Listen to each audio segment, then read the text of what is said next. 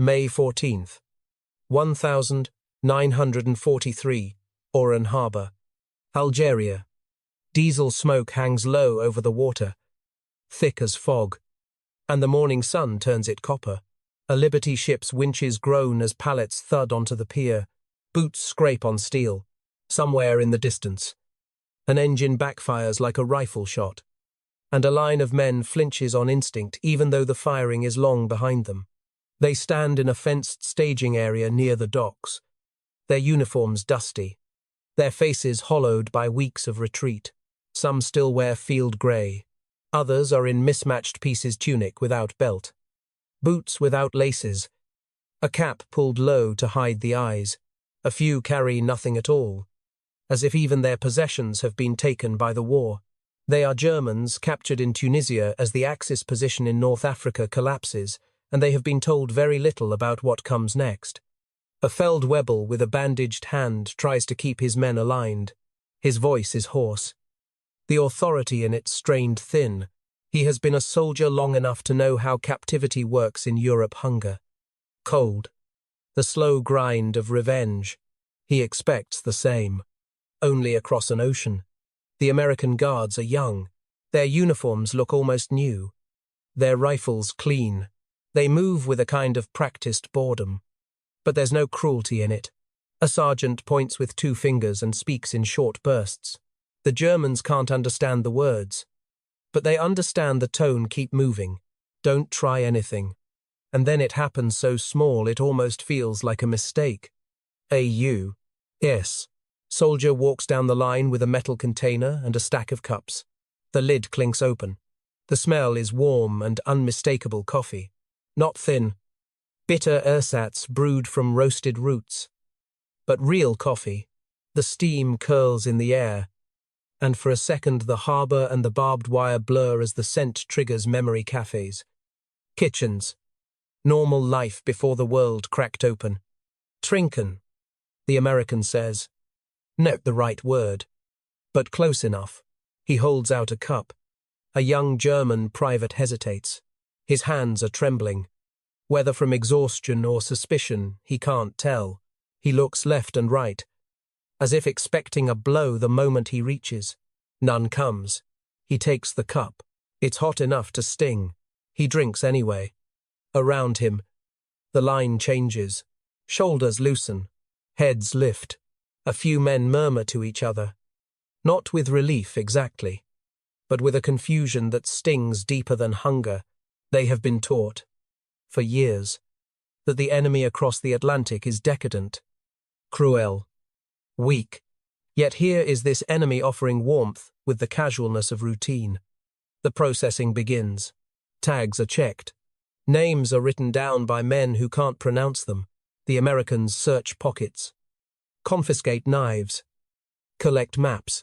They take watches and return them later. They photograph faces. The German Feldwebel watches every motion, waiting for the turn, the humiliation, the beating, the moment when the mask drops. Instead, a canvas sack of food appears. It isn't much at first glance.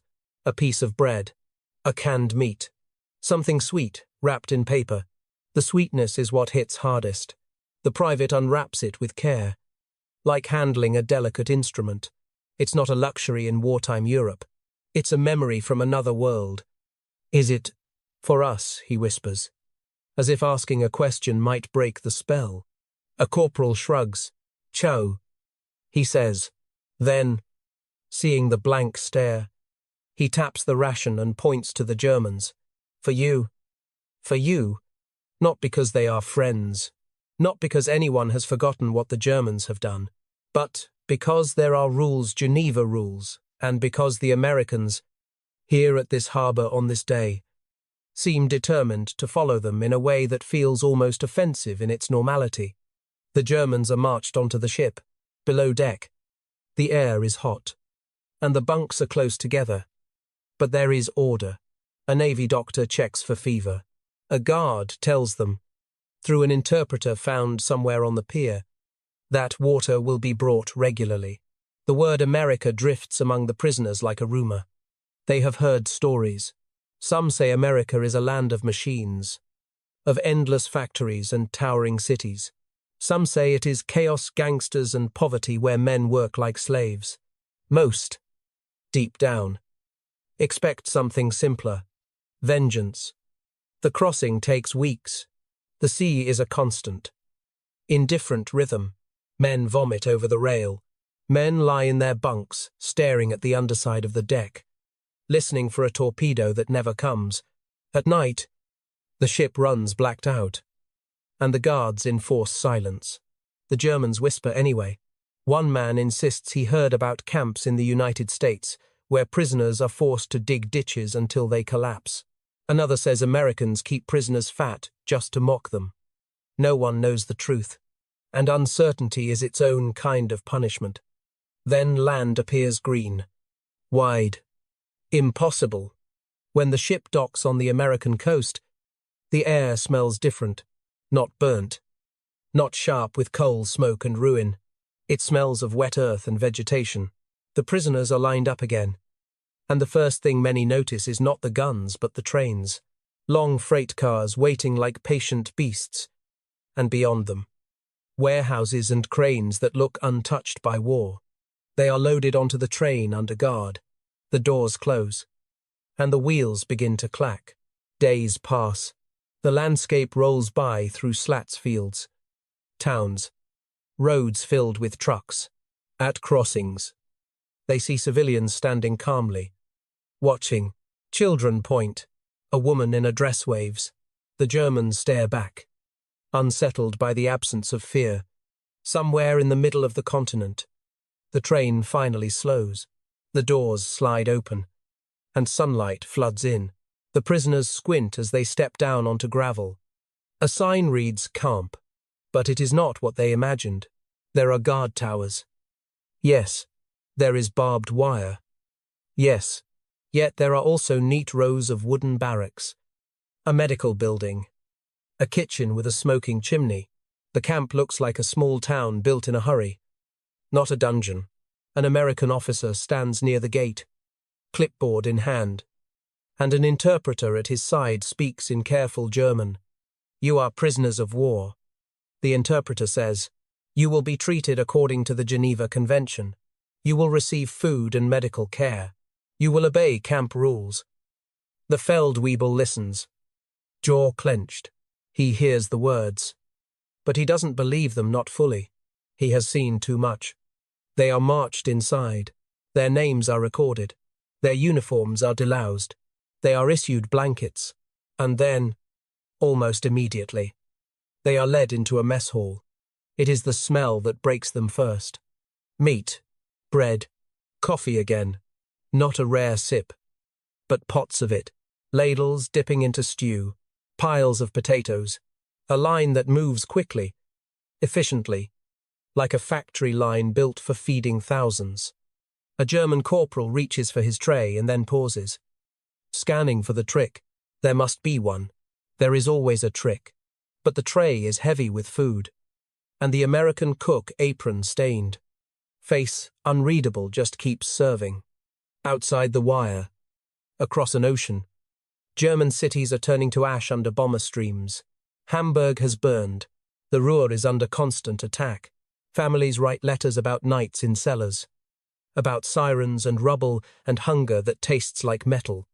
Inside the wire, in the middle of America, the men who fought for a Reich that promised triumph lift spoons to their mouths and for a heartbeat.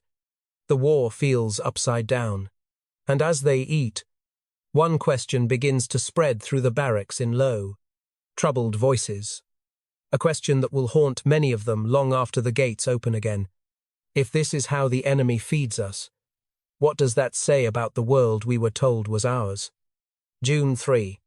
Etusne, Onihundra, Otreofia, Camp Alisville, Alabama. The morning heat arrives early, pressing down on the tin roofs until they tick and pop like cooling gun barrels. Cicadas whine in the pines beyond the outer fence.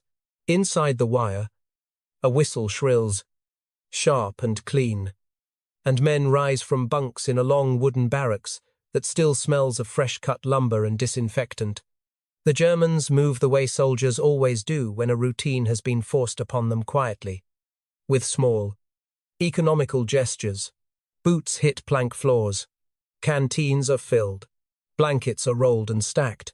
A few faces stay hard, refusing to soften, refusing to admit anything good can exist inside captivity. But the first surprise has already taken root. The camp runs like a machine, and the machine is meant to keep them alive. They file toward the mess hall again.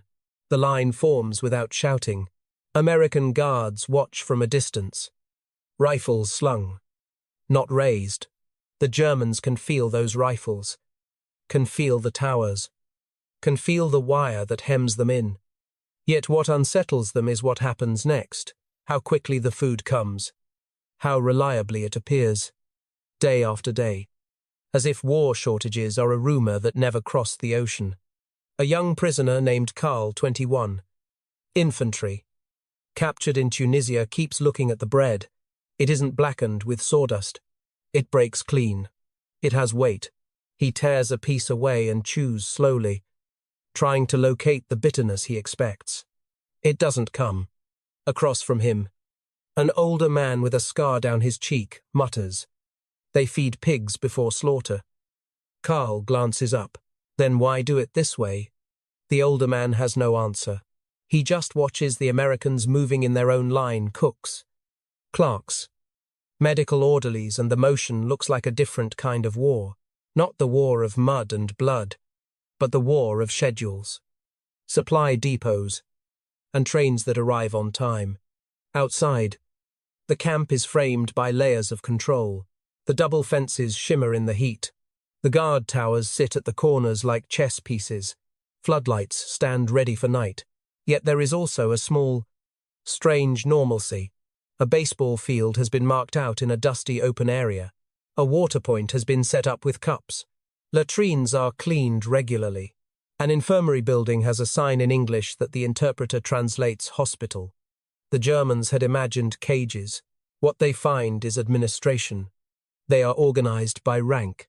Officers are separated, protected from forced labor by the Geneva rules. The Americans keep repeating like scripture. Enlisted men are told they may be assigned work, non-military work, and will be paid a small wage. Paid. The word sounds ridiculous in German mouths. That afternoon, under a sky the color of hammered metal, the camp commandant, an American lieutenant colonel with a tired face, addresses a group of prisoners through an interpreter. The lieutenant colonel's voice is calm, even bored, as if explaining a factory shift change. There will be rules.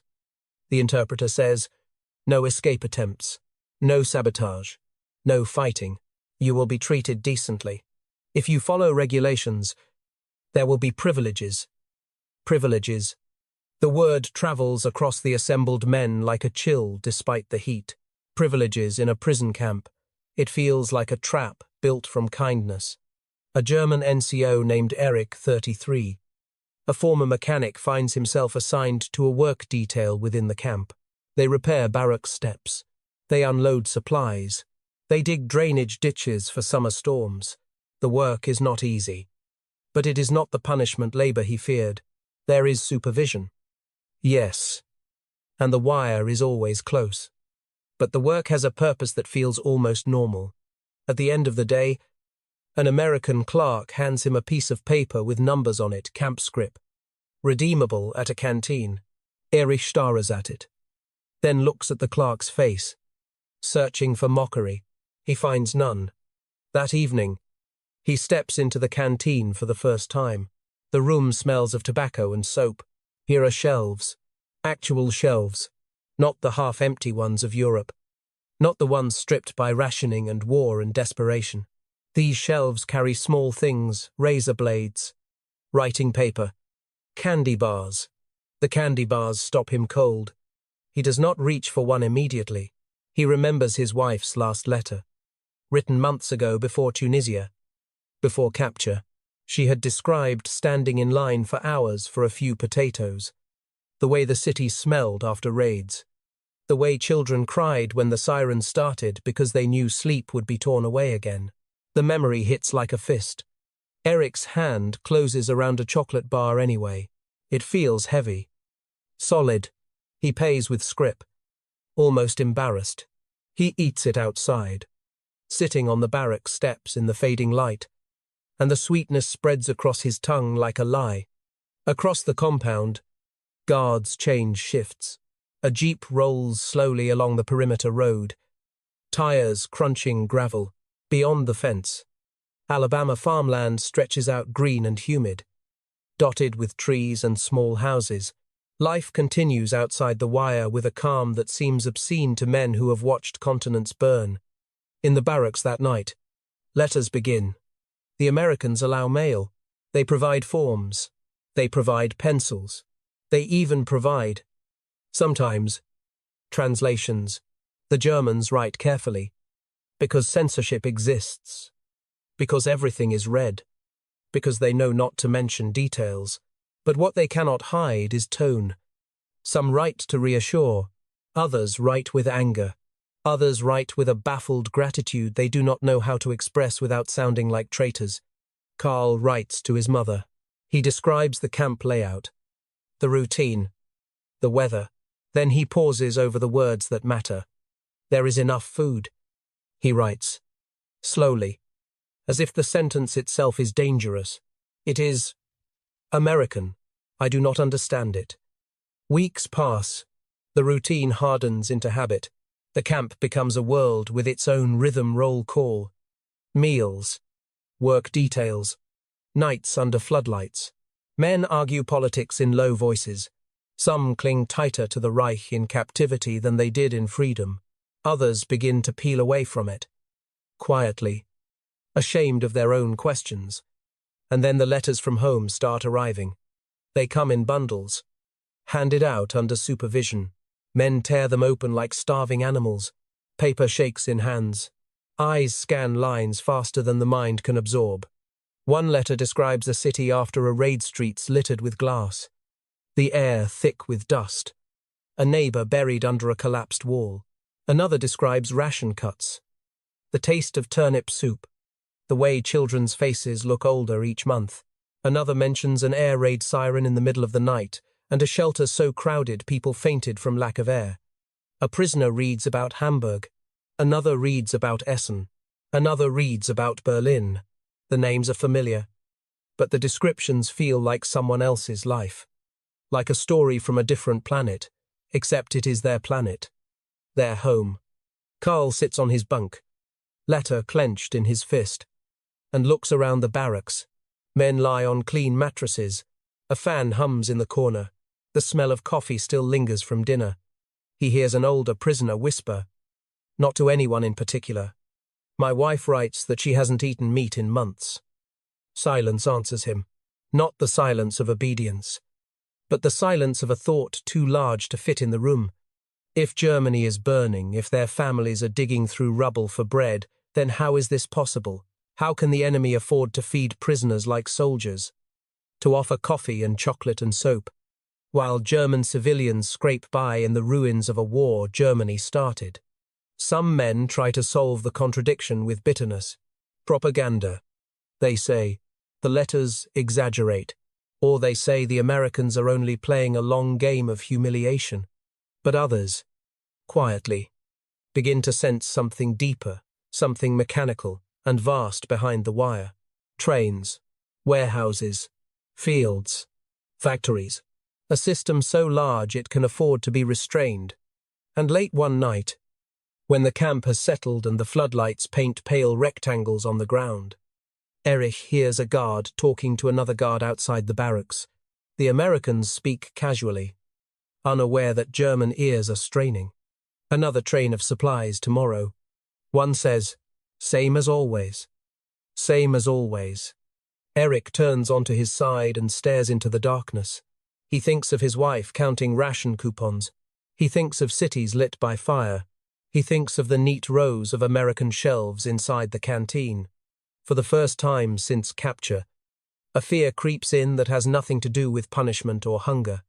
A fear that Germany is fighting not a nation, but an engine. And if that engine can feed its enemies, what else can it do? Outside, The jeep's tires crunch gravel again as it circles the perimeter, steady as a clock. And in the barracks the prisoners lie awake, waiting for the next letter to arrive and deliver the next piece of the war they can no longer see. October 9, 1943, near Camp Hearn, Texas. The cotton fields stretch flat and pale under a wide sky, broken only by fence lines and the occasional stand of trees. A windmill creaks in the distance, turning lazily, as if the war is a rumor carried by radio waves. But the men walking in a guarded column along the dirt road know the war is real. They carry it in their ribs, in the scars on their hands, in the letters folded and refolded until the creases have softened like cloth. Their boots kick up dust, their shirts cling with sweat. Each man wears a small identification tag, and each is watched by a pair of American guards with rifles slung low and eyes scanning more out of habit than hatred. This is a different camp from Alabama. Texas feels like another country. The air is drier, the land more open. Camp Hearn is one of the larger German POW camps, built to hold thousands. The barracks are longer here. The fences seem to run farther. The guard towers stand like thin silhouettes against the sky. And the work details are routine now. Under the Geneva Convention rules the Americans insist on following. Enlisted prisoners can be put to labor that supports the civilian economy. The Americans call it contract labor. The Germans call it something else in their own heads: survival, humiliation, opportunity, depending on the man. On this morning, they are assigned to cotton harvesting, a task that feels strangely timeless. Hands move through bowls, pulling white fiber, stuffing sacks. The work is monotonous, but it has a rhythm that distracts from the larger questions. A corporal named Erich, now leaner, harder, months into captivity, has learned to measure his days by the sun and the whistle more than by calendars. An American foreman watches them from a distance. He is older than the guards, sunburnt, with a hat pulled low. He doesn't speak German, and the Germans don't speak much English. But an understanding forms quickly in the language of work. When the sacks fill, the foreman nods, gestures toward water. He is not kind exactly, he's practical. The harvest must come in. Labor is labor. The strange part is the pay. At the end of the day, a clerk arrives with a ledger and hands each man camp scrip. Not real dollars, not freedom, but a currency that buys small things inside the wire. The Germans have grown used to the canteen, used to the idea that a prisoner can purchase razor blades, toothpaste, cigarettes, even books. Books. Camp Hearn has a library. It is not large, but it exists. It holds German language volumes shipped across an ocean, classics, technical manuals, newspapers carefully curated. The Americans understand something the Germans are only beginning to see. Captivity is not just about fences. It is about time, morale, minds. For some prisoners, the library becomes a refuge. For others, it becomes a battleground of ideology.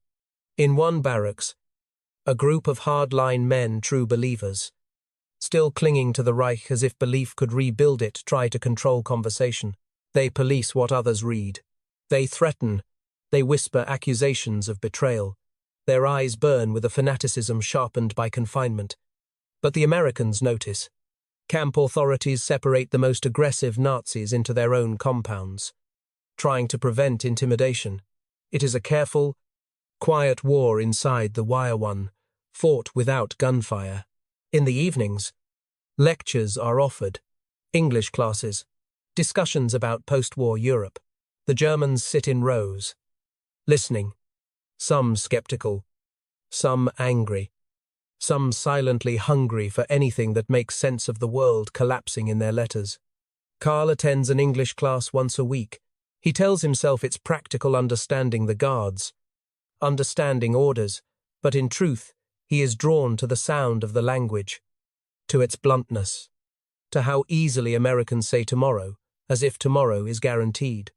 The instructor is a young American lieutenant who speaks slowly and writes words on a chalkboard: bread, water, work. Then he adds another word: home. Karl's chest tightens. He thinks of his mother in Germany. He thinks of his street, the place where his childhood ended and the war began. He has not seen it in years. Now, through letters, he sees it in fragments: bomb craters, boarded windows, ration lines. Later that month, news arrives that strikes the camp like a distant earthquake. October 1943 reports of Allied bombing intensify.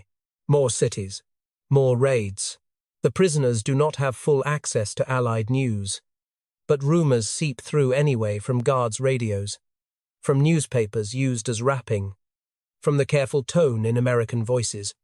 Eric sits at a wooden table in the barracks, reading a censored German newspaper. Whole lines are blacked out, but enough remains to tell a story.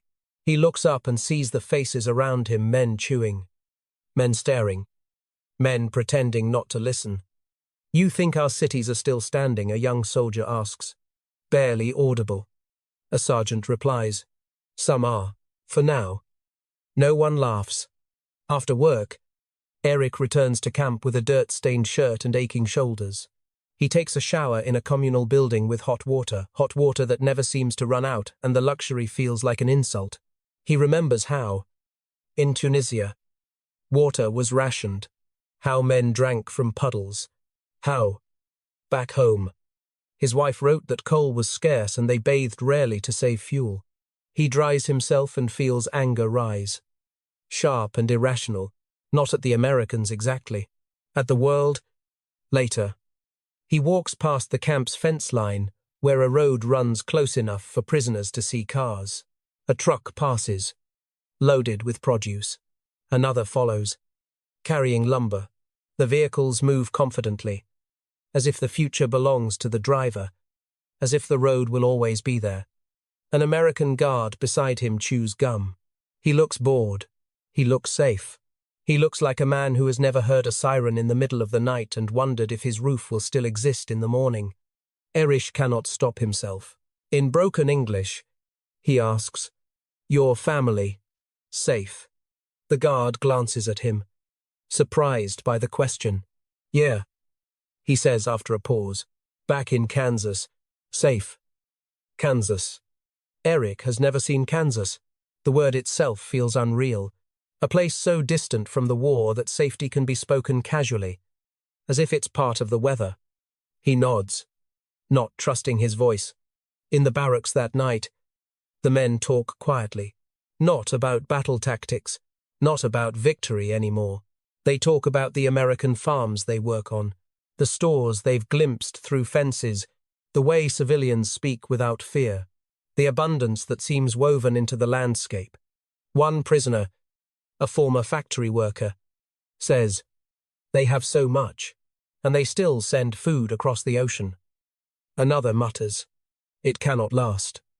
But even as he says it, his tone is uncertain, because every week, more evidence arrives: trains of supplies, stacks of canned goods, crates of uniforms, medical equipment, tobacco, soap. The camp is fed like a city. The camp is maintained like an institution meant to endure. In Germany, the prisoners' families write about living in smaller and smaller spaces, rooms shared after houses are destroyed, relatives crowding together, nights spent in basements.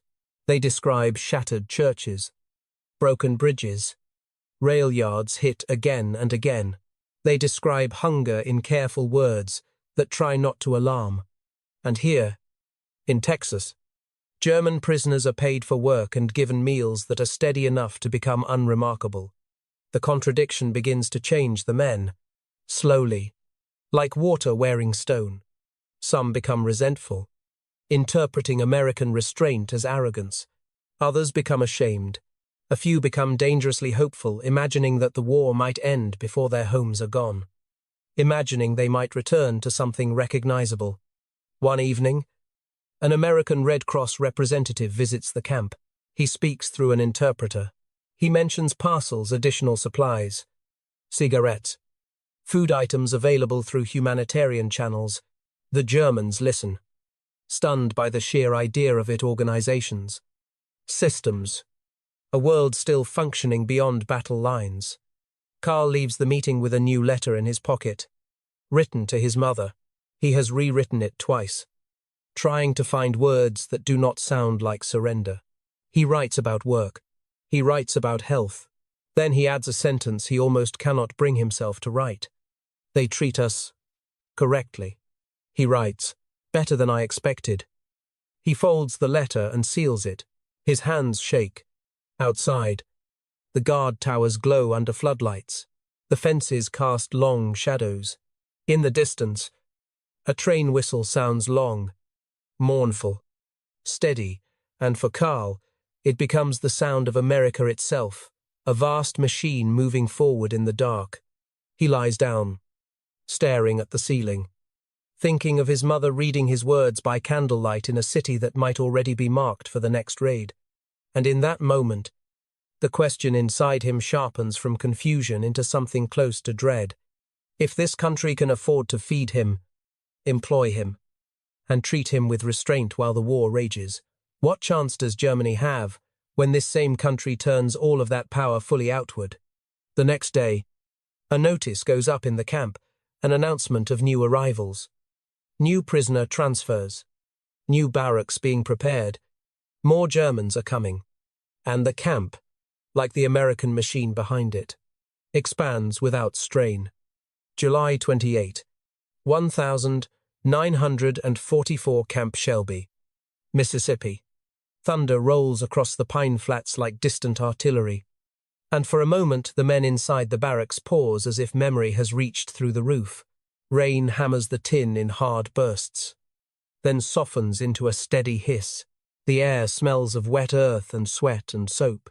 Somewhere outside, a guard's flashlight beam slides along the fence line, pale and thin in the storm. Inside, the Germans sit on bunks and crates, waiting for the one thing that can still cut through barbed wire. Mail call. A corporal at the door reads names from a list, his accent thick, his German careful but imperfect. Men move forward when called, each taking an envelope as if it is fragile glass. Some smile before they even open it. Some do not move at all until the second call, as if delay can postpone whatever is inside. Karl steps forward when he hears his name. The envelope is thinner than usual. The paper is cheap. The address is written in his mother's hand.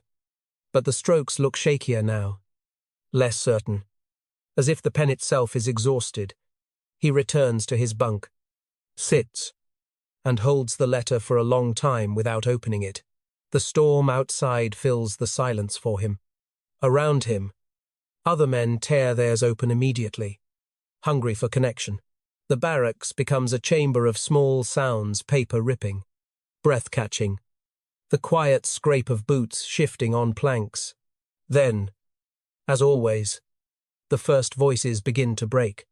My sister writes our street is gone. They hit the rail yard again. My father, he says he cannot find coal. The words drift like smoke, and each sentence lands on the others, building a picture that none of them can fully accept. Karl finally opens his letter. The first lines are ordinary, deliberately calm. His mother tells him she is alive. She tells him she has moved in with an aunt because their apartment building took damage in the last raid. She tells him she stands in line for bread and sometimes returns with nothing. She tells him not to worry. Then, halfway down the page, the restraint breaks. She describes the sirens. Not one siren, but layers of them. First, the distant warning, then the urgent wail that sends everyone running. She describes the cellar, packed with neighbors, the air turning sour as hours stretch. She describes the way children stop crying after a while, not because they are calm, but because they are too tired. She describes the shaking when bombs fall close, the plaster dust that sifts down like flour, the way the darkness becomes a living thing. Karl reads the sentence twice before he understands it. She writes that the church near their house is no longer there. He looks up from the letter, eyes unfocused, and stares at the barracks wall. A fan hums overhead. The air in the room is warm. Thick. Safe. He can hear the rain. Hear the storm moving on. It is not his church. He tells himself. Not the one he remembers. But the fact remains his home is being peeled away piece by piece while he sits inside an American camp. Dry and fed. Across the room, Eric receives a letter from his wife. He opens it quickly. As if speed can help. His wife's handwriting is thin. The ink faded. She writes about ration cards, how the number of points keeps shrinking. How meat is almost a memory. She writes about air raids. She writes about a neighbor who was killed when a stairwell collapsed. She writes about the children in the street who play games that involve bombing because the war has become their language. Then comes the line that makes his stomach turn cold. She writes that their cousin was drafted into the Volkssturm preparations, being whispered about old men and boys. The desperate scraping of manpower from the bottom of the barrel. Eric lowers the letter. His hands begin to tremble. Not with fear for himself, but with a dawning, heavy certainty the Reich is bleeding to death, and the men in this barracks captured, disarmed, fenced, are watching it happen from the safest place they have seen in years. The irony is not lost on anyone, but it is hard to speak it aloud without sounding like a traitor or a fool. The Americans do not rub it in. They do not parade food in front of them. They simply keep feeding them. Day after day. The way a machine keeps running because it was designed to run. Breakfast appears. Lunch appears. Dinner appears. Coffee. Bread. Meat in stews. Potatoes. Sometimes fruit. In 1944, the camp population has become its own small city, and cities require logistics. Trucks arrive. Warehouses fill and empty. The kitchen operates like an engine room. Schedules posted. Supplies counted. Waste minimized. The prisoners see the scale of it up close and cannot reconcile it with the hunger in their letters. One afternoon, after the storm clears, Carl is assigned to a work detail unloading crates from a truck at the camp depot. The crates are stamped with English words and numbers. Inside are canned goods. Hundreds of them. Thousands. If he imagines the depot's full inventory, a German prisoner beside him, a former clerk from Cologne, runs a finger along the stamped markings and murmurs. This is not just food. This is organization. Carl glances at him. The clerk's eyes are far away, calculating. It is war, Carl says, though he's not sure what he means anymore. The clerk shakes his head slowly. It is more than war. It is capacity. Capacity. That word begins to circulate among the men who can't stop thinking. It becomes a way to describe what they are seeing without admitting defeat openly. Because the Americans are not only feeding POWs, they are feeding Britain, feeding Russia, feeding armies in France, in Italy, across oceans and continents. They are building ships, planes, trucks. The prisoners catch glimpses of newspapers with casualty lists and battle names: Normandy, Cherbourg, Saint-Lô, names that mean the Allies are inside Europe now, pressing toward Germany with a weight that feels unstoppable. In the camp, that weight is felt in the quiet changes. More guards are assigned. More prisoners arrive. The camp expands. New barracks go up quickly, built by civilian contractors and sometimes by prisoner labor itself. The wire stretches farther. The guard towers multiply. It all happens without panic, without shortage. The camp grows like a living organism fed by a nation that seems to have endless blood in its veins.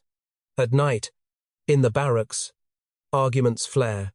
Some men insist Germany will unleash a miracle weapon, rockets. Yet, something that will change everything. Others cling to ideology, talking of betrayal, of cowardice, of enemies at home. But the letters have a way of cutting through speeches. A young prisoner stands up one evening, fists clenched, and reads aloud a line from his mother's letter. There is no glass left in the windows. He stops, swallowing hard.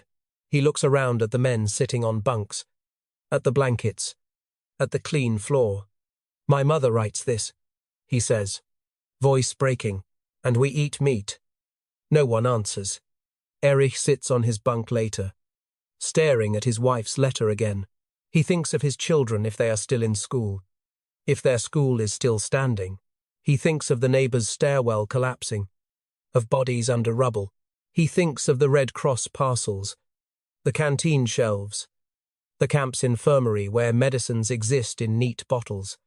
He thinks of the Reich's promises superiority, destiny, triumph, and he hears, in his own mind, the quiet, crushing question that now follows him like a shadow. If America can afford restraint, if it can afford to feed its enemies while Germany cannot feed its own, what does that say about who is truly winning? The next week, a group of prisoners is allowed to attend a supervised film screening inside the camp, a newsreel. Carefully selected, they sit on benches, guards along the walls, and watch grainy images of Allied ships and troops moving through France. They watch columns of trucks. They watch factories. They watch smiling civilians. Some prisoners scoff. Others sit very still. Karl watches a clip of American troops handing food to French civilians.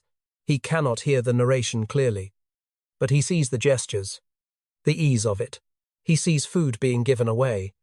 His chest tightens with a feeling that is not sympathy exactly, nor anger.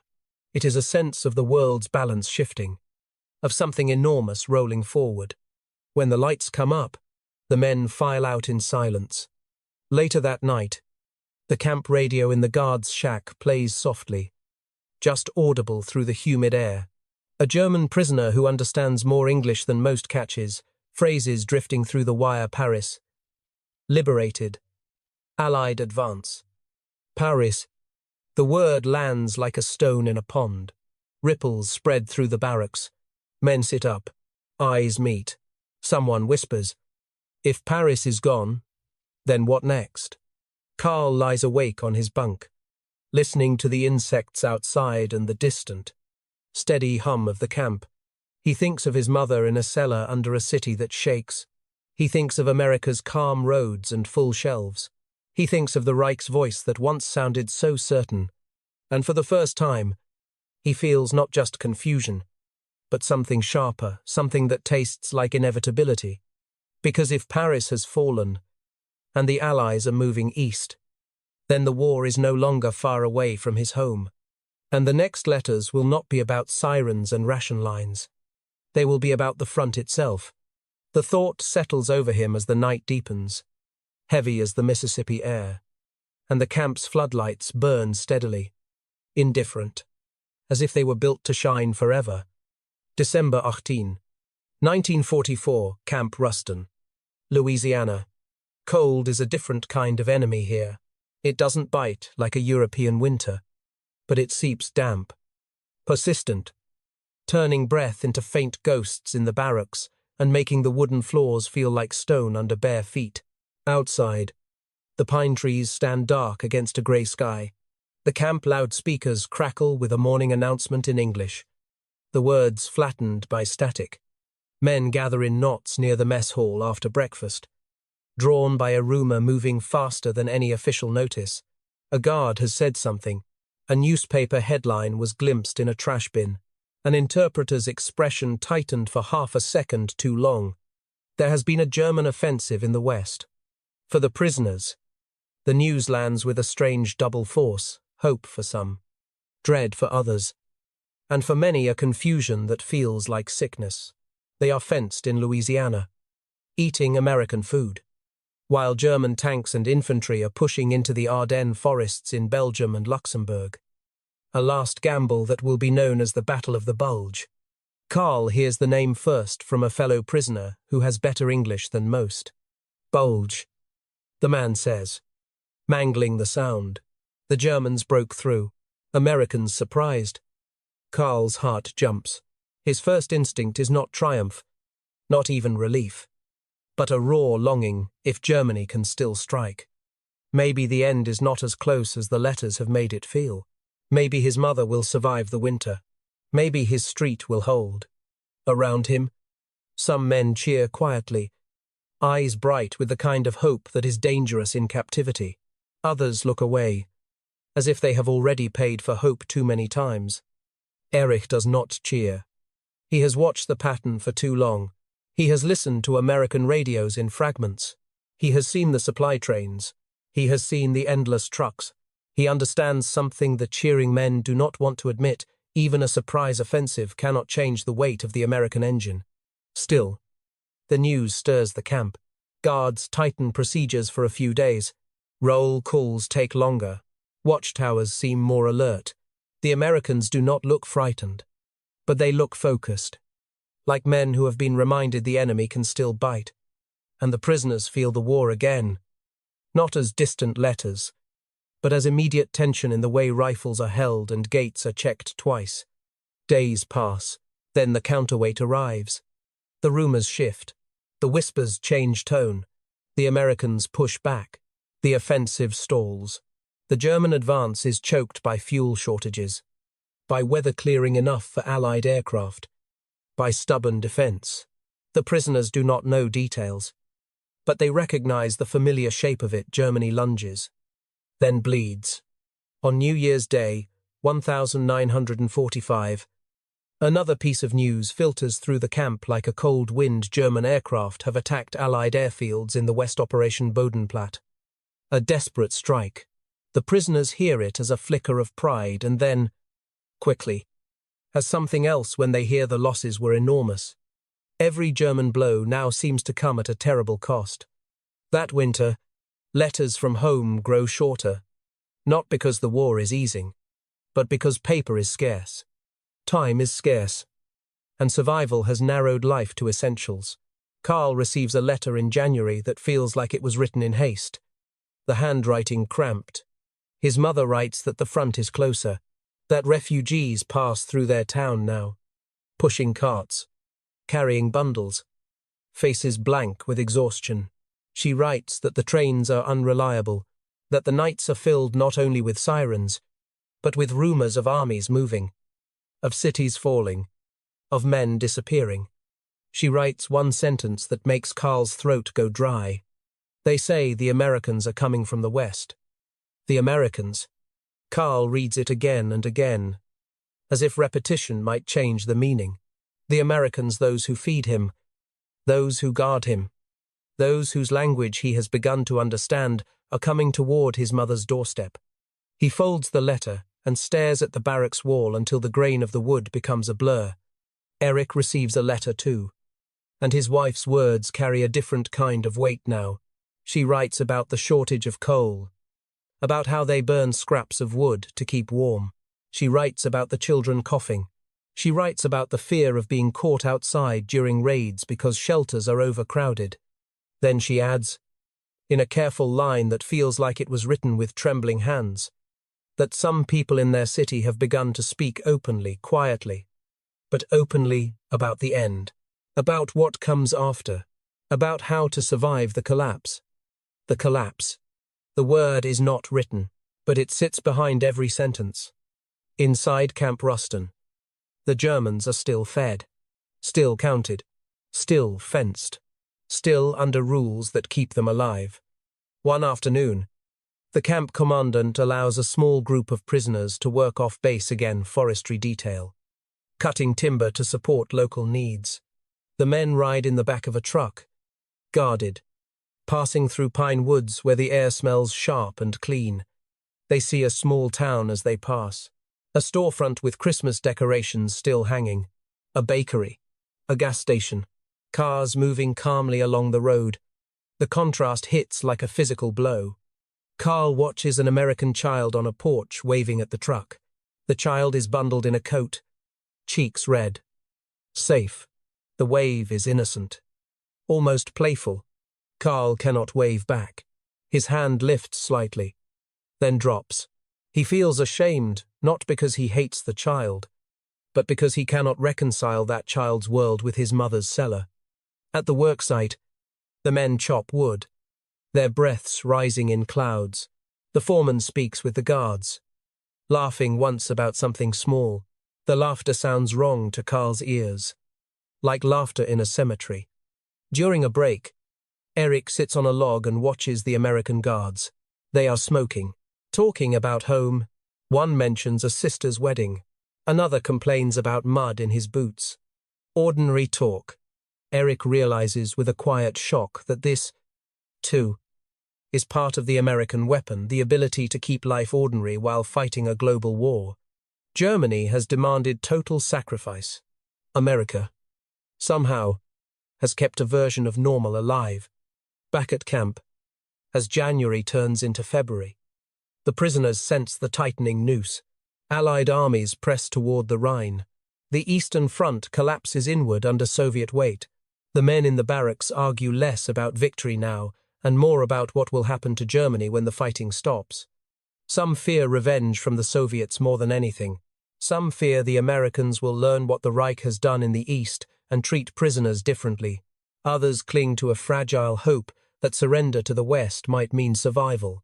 The irony becomes unbearable in quiet moments. One night, Karl sits with Eric near the stove in the barracks, the small heat source radiating weak warmth. Karl finally speaks what has been building for months. "My mother writes they have nothing," Karl says softly. "No coal. Little food. Sirens every night." Eric nods once, eyes fixed on the stove. "And here," Karl continues, voice rough, "we eat. Erish your Titans." He does not answer immediately. Then he says, "They can afford it." Karl looks at him. Eric's voice drops lower. "They can afford to be decent to us. That is what frightens me." The sentence hangs in the air. Around them, the barracks is quiet except for the creak of wood and the distant footsteps of a guard outside. Because if America can afford restraint while Germany collapses into hunger and rubble, then the war's outcome is no longer a question of bravery or belief. It is a question of capacity, and capacity is merciless. In late February, a new rumor arrives. Carried by an interpreter's hurried words, Allied forces have crossed the Ruhr. They are pushing hard. The Rhine is next. Karl lies awake that night, staring at the ceiling, feeling the wire around him like a tightening ring. He imagines his mother hearing new kinds of thunder, not bombs from above, but artillery from the west. He imagines American soldiers moving through German towns, faces tired, boots muddy, rifles ready, and he imagines himself on the wrong side of the world's turning safe, fed and powerless. Outside, the camp's searchlights sweep across the fence line in slow arcs. The beams drift over the wire, over the muddy ground, over the pine trees beyond. Karl hears a distant train whistle again, long and steady, and he cannot tell if it is carrying supplies, prisoners, or the future itself, because somewhere far away, the front is moving toward the heart of Germany, and the next letter he receives may not be from his mother at all. April Sinchis Prezecha, 1945, Camp Ruston, Louisiana. Spring has arrived early, pushing green into the pines and softening the air with the smell of damp earth and new leaves. The mornings are warmer now. The mud dries faster. The camp feels almost calm, too calm for men who have learned to distrust calm. Karl is in the mess hall when the first sign of it appears. Not a headline, not an announcement, but a change in the Americans' faces. Two guards stand near the entrance, talking in low voices. One holds a folded newspaper. His jaw is tight. His eyes flick away when prisoners look up. The other man's hands move restlessly, as if he can't find a place to put them. It is the posture of men who have seen something they did not expect to carry into their day. The prisoners keep eating. Tin spoons scrape metal trays. Coffee steams. Bread is torn and buttered. A few men talk quietly about home, about rumors, about the narrowing weeks, but the mood has shifted, and they can feel it. It is in the air like pressure before a storm. After breakfast, the interpreter, an American sergeant who has learned German from books and necessity, posts a notice in the yard. Men gather, shoulders pressing together, eyes narrowed. The notice is short, and it is in both languages. Buchenwald. The word sits on the page like a black stain. The interpreter speaks. Voice flat, as if he is forcing each syllable out. He tells them an American unit has liberated a camp in Germany. He does not describe it in detail at first. He does not need to. The American Guard's expressions have already told the prisoners that this is not a simple military victory. Karl feels a chill in his stomach that has nothing to do with the weather. He had heard whispers in Germany before the war took him, rumors passed in lowered voices. The kind of rumors people carry like contraband. Camps, disappearances, enemies of the state. But he had never seen anything. He had never asked too many questions. He had been young. He had been fed the same speeches everyone was fed. Now, behind American wire, the word on the notice becomes a weight that presses on every man who reads it. Some prisoners react with anger at the Americans for posting it.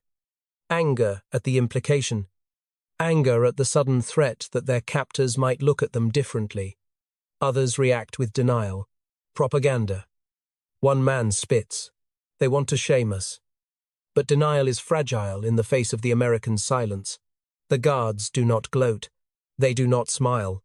They look, instead, like men carrying something heavy.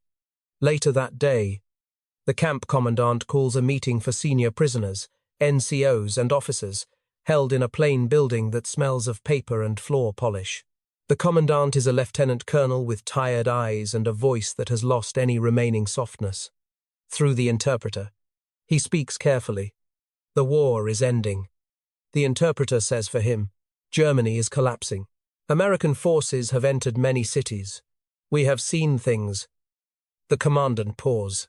His eyes move across the room of German faces. You will remain under protection of the Geneva Convention. The interpreter continues. You will be treated correctly, but understand this, the world you return to will not be the world you left. Karl is not in the meeting, but the words spread through the barracks within an hour, as if carried by the same invisible currents that carry fear.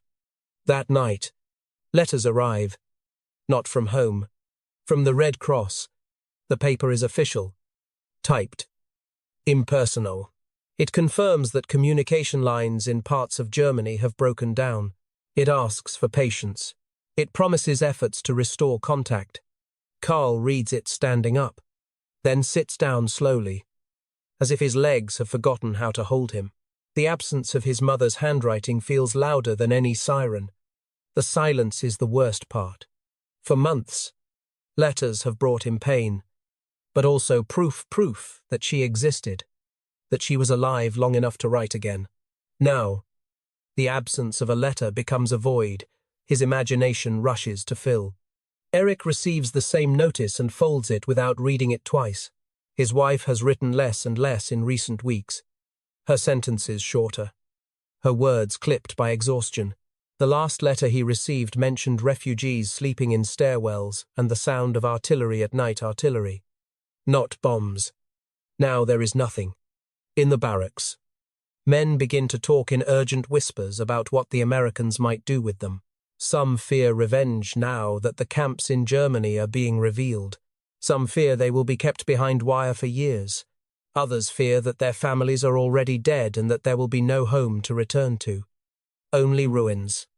The Americans respond not with cruelty, but with tightening control and careful routine. As if routine is the only thing holding the camp together. Roll calls are precise. Work details continue. Meals continue. And the food still comes. That is what stuns Karl most now, even as the war's moral weight shifts. Even as the world turns darker with revelations. The Americans continue to feed them. At lunch, Karl cannot swallow. He watches other men eat as if nothing has changed. As if filling the stomach can keep the mind from collapsing. He sees the way the guards' eyes avoid prisoners. Not out of hatred, but out of something like distance. That afternoon, a rumor arrives that travels faster than any letter ever did. Hitler is dead. Some say he has been killed. Some say he has fled. Some say the Americans are lying. Then, a day later, the rumor hardens into fact through the camp's interpreter, who looks as if he has not slept. April 1945. Adolf Hitler is reported dead in Berlin. Karl hears the news in the yard during a work detail. His hands freeze on a crate he is lifting. Around him, men stop moving as if the air has thickened. For years, Hitler's voice has been a constant in German life through radios, rallies, speeches that promised destiny. Even those who doubted him could not escape the sound of him. The Reich has been built around his certainty. Now, in an American camp in Louisiana, the Reich goes silent. Some prisoners react with rage. A man throws his cap to the ground and stomps it, shouting that it cannot be true. Another laughs an ugly, brittle laugh that ends in coughing. A few men simply sit down in the dirt, staring at nothing. Erich stands still, eyes closed for a moment, as if trying to remember what it felt like before 1933, before slogans, before war. When he opens his eyes, he sees the wire, the guard towers, the American flag snapping lightly in the breeze near the command building. He sees American soldiers moving with purpose, radios at their hips, faces grim but steady, and he feels the full weight of it then, not as ideology, not as pride, but as a simple, brutal truth. Germany has lost, and the enemy has fed him through the losing. That evening, the camp holds a mandatory assembly. The commandant speaks again through the interpreter. His voice is controlled, but underneath it there is a hard edge now. You will remain disciplined. The interpreter says, no disturbances, no violence. The war in Europe is nearly finished. He pauses. There will be changes soon. Changes. The word makes the prisoners shift. It sounds like release. It also sounds like judgment. In the barracks that night, Karl cannot sleep. The air is warm. Insects click outside. Men whisper in clusters. Voices rising and falling like a tide. Karl lies on his bunk and tries to picture Berlin. He tries to picture his mother. He tries to picture his own street. He cannot. His mind keeps returning to the meals. The steady meals. The bread and coffee and meat served inside the wire while Germany burned. It feels now less like a kindness and more like a statement, an unspoken demonstration of power that did not need cruelty to prove itself. Near midnight, a guard walks past the barracks window. Flashlight beams sliding across the floor. Karl turns his head and watches the beam move on. He wonders what that guard has heard, what he has seen, what he knows about Germany now, and he wonders what it will mean when the gates open and the prisoners step back into a world that has been shattered. A world that may look at them not only as defeated soldiers, but as men tied by uniform, by silence, by history to something far darker than they ever allowed themselves to admit. Outside, far across the ocean, the war is ending in Europe. Inside the wire, the Germans are still eating American bread, and in the silence left by the Reich's collapse, another fear grows quiet, unavoidable, waiting like a shadow beyond the gate. What will they find when they finally go home? May 8, 1945, Camp Ruston, Louisiana. The announcement comes in the middle of the day, when the sun is high and the yard has that washed-out brightness that makes the barbed wire gleam like a blade. A loudspeaker crackles, then steadies, and an American voice speaks too quickly at first, then repeats slower, as if even the words need time to settle. Germany has surrendered. The war in Europe is over. For a moment, nothing happens. Men stand frozen in place, hands on hips, hands on tool handles, hands half raised as if caught mid-gesture. The sentence hangs in the air like smoke after an explosion. Then the camp shifts. Some prisoners cheer sharp. Sudden, desperate cheers that sound more like relief than joy. Some slump to the ground. Some shout prayers. Others stare at the fence and say nothing. Their faces blank as if their minds have stepped away from their bodies. Karl does not cheer. He feels the words strike him in the chest. Heavy and hollow. Surrender is not an ending in his head. It is a door opening onto something unknown. He thinks of his mother in a ruined city if she is alive. He thinks of his street. He thinks of the last Red Cross notice and the silence after it. Victory in Europe is a celebration for the Americans. For him, it is a question. That evening, the camp is quieter than Karl has ever heard it. Even the hardline men who once shouted ideology seem drained. Their certainty evaporated. The guards patrol as usual, but they look different now, lighter in their shoulders. As if a pack has been taken off and set down. They do not relax completely. They cannot. But their eyes move with less tension. In the mess hall, dinner is served the same as always. That is what gets Karl. Even on the day Germany surrenders. The Americans feed them. The trays come. The stew is hot. Bread is stacked. Coffee pours. A German prisoner across the table mutters. Of course, the machine does not stop. No one argues. The next weeks bring a slow, controlled shift. Rules are posted. New schedules. More briefings. The Americans begin to talk openly about repatriation eventually. After processing. After transport is arranged. After Germany is stabilized enough to receive them. Eventually, it is a word that stretches like wire.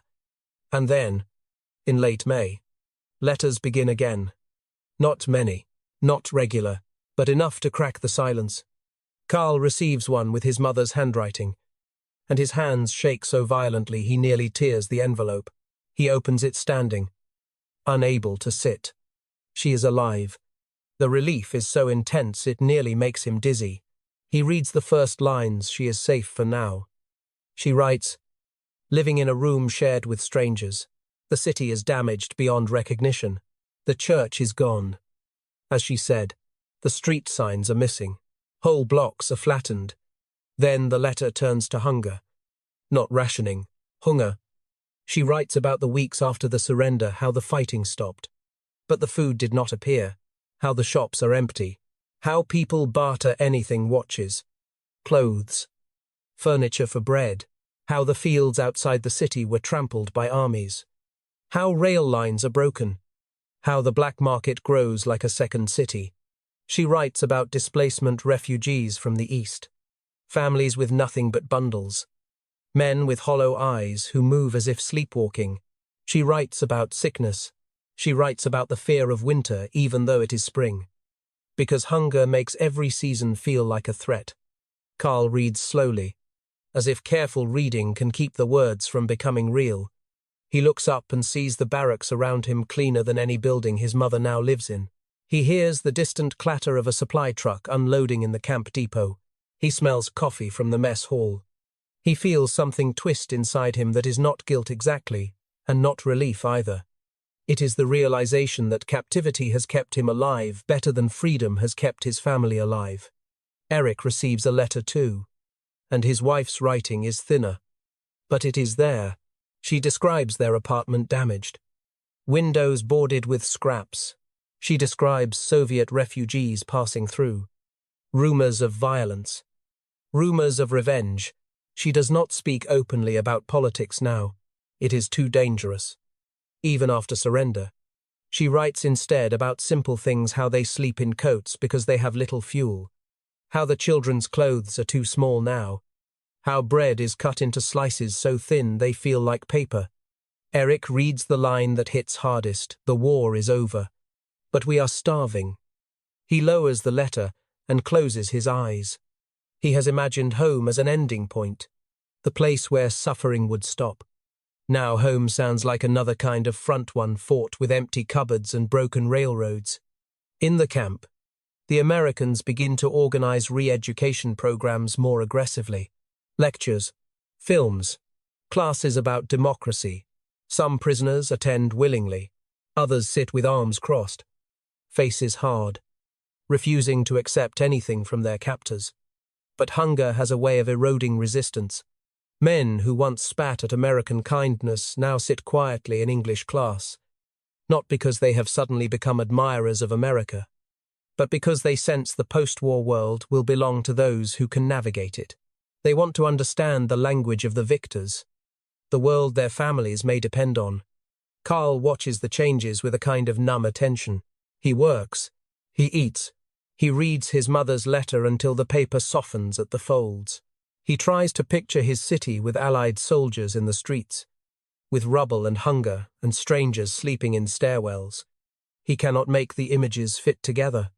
One afternoon, during a work detail near the camp depot, Karl sees a train passing in the distance, a long line of freight cars moving steadily along the horizon. He stops, shovel in hand, and watches it go. He imagines food inside those cars: flour, canned meat, sugar, coal. He wonders where it is going, because in Germany, his mother writes, the trains do not come.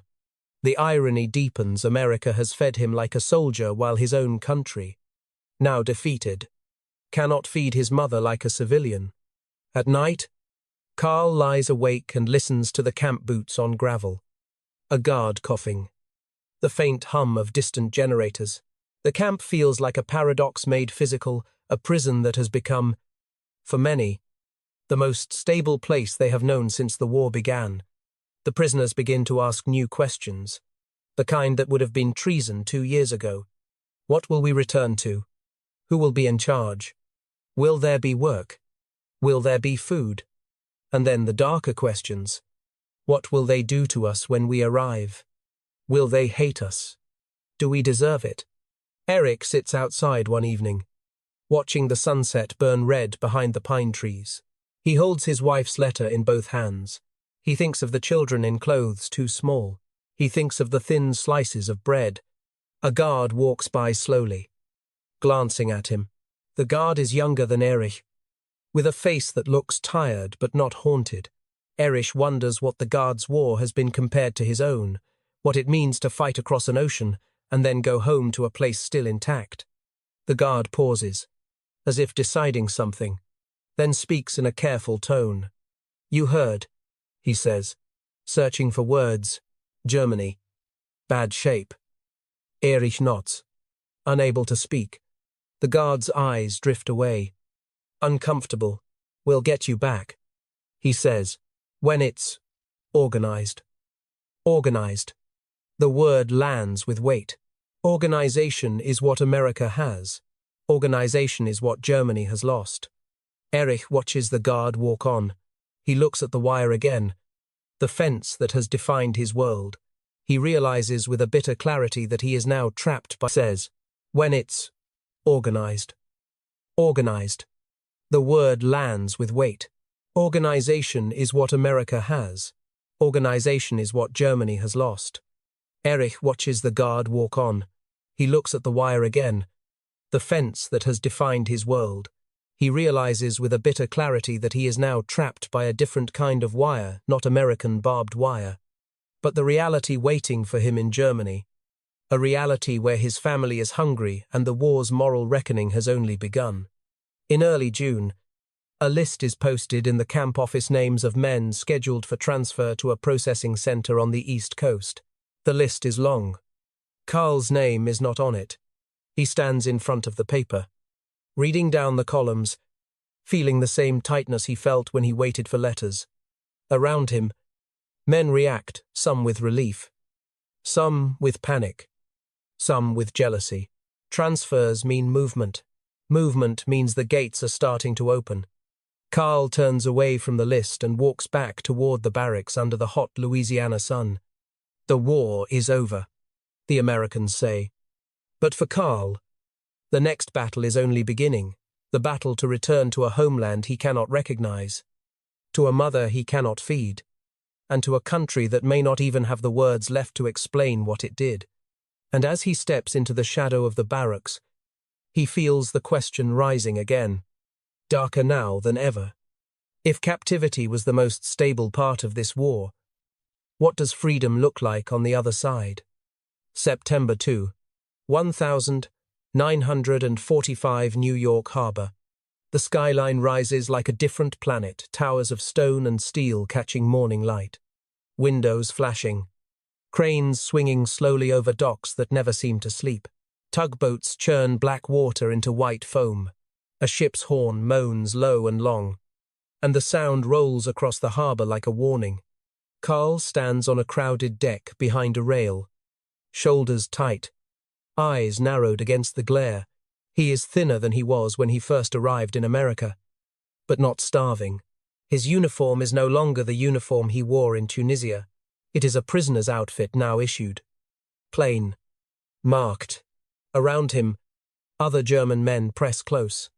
Faces turned outward as if staring hard enough can explain what they're seeing. The Statue of Liberty is off to one side. Smaller than the postcards. Green against the grey-blue of the water. Some men scoff at it. Others stare in silence. Karl does not know what to feel. He has spent 2 years inside American wire, fed by American logistics, watching America's calm roll past in glimpses of roads and farms and towns. Now he is leaving that world, and a part of him wants to grip the rail harder, as if he might fall. The ship is not glamorous. It is a transport functional. Loud. Crowded. It smells of salt and oil and sweat. Guards move along the deck with practiced efficiency. Not angry. Not friendly. Their job is control and movement. Movement is everything now. Germany has surrendered. Japan has surrendered. The war is over everywhere. And yet the machinery of war keeps turning now, repatriating prisoners, shifting human beings like cargo from one continent to another. The Americans call it processing. The Germans call it the long wait ending. But for Karl, the wait has only changed shape. He thinks of his mother's last letter, dated weeks ago, written from a city that is no longer truly a city. She wrote that food is scarce, that coal is scarce, that people trade anything for bread. She wrote that the occupation authorities distribute rations, but not enough. She wrote that men return from the front as strangers. She did not write about joy. She wrote about survival. Karl watches the harbour crews below, men in work clothes moving fast. Cranes lifting loads with smooth precision.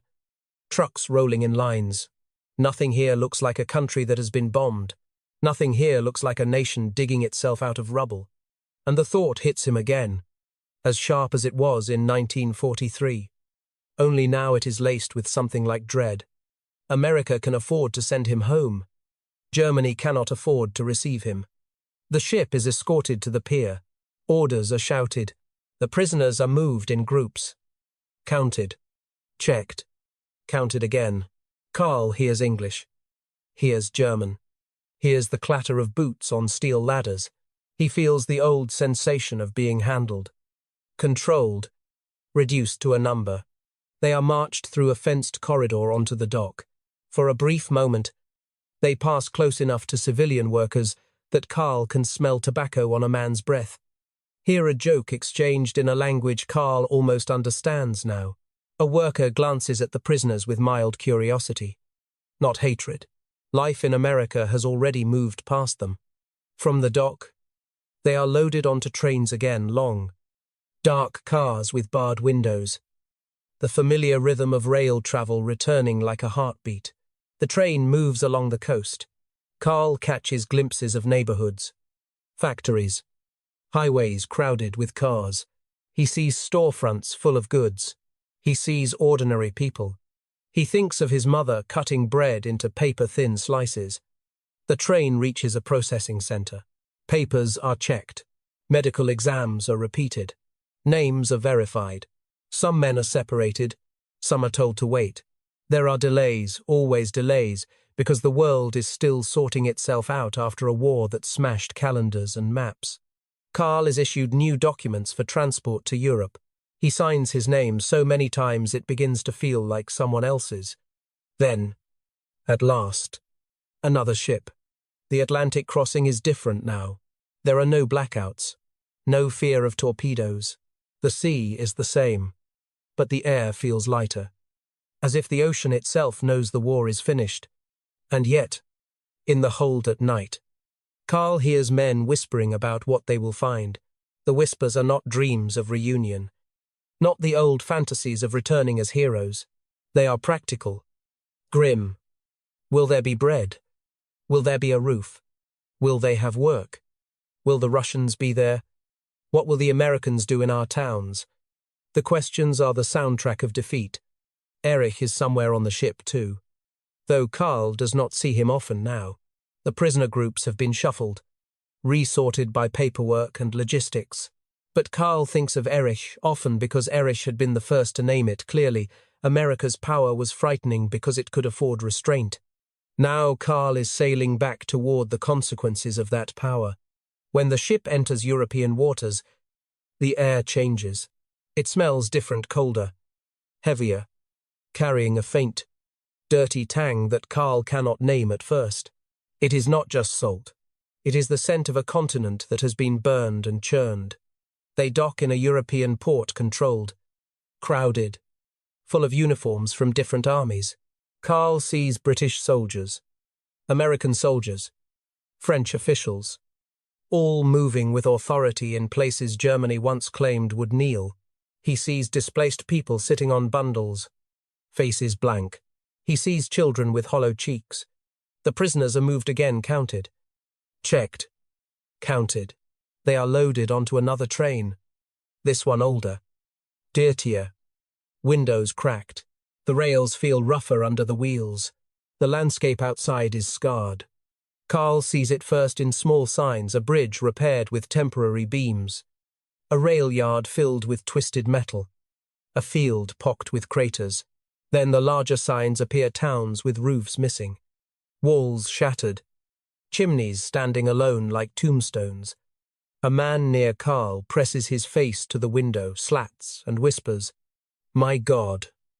Karl cannot look away. This is Europe. This is home. And it looks like the war never stopped. As the train moves into Germany, the damage intensifies. The farther east they go, the more the land looks flayed. Factories are skeletons.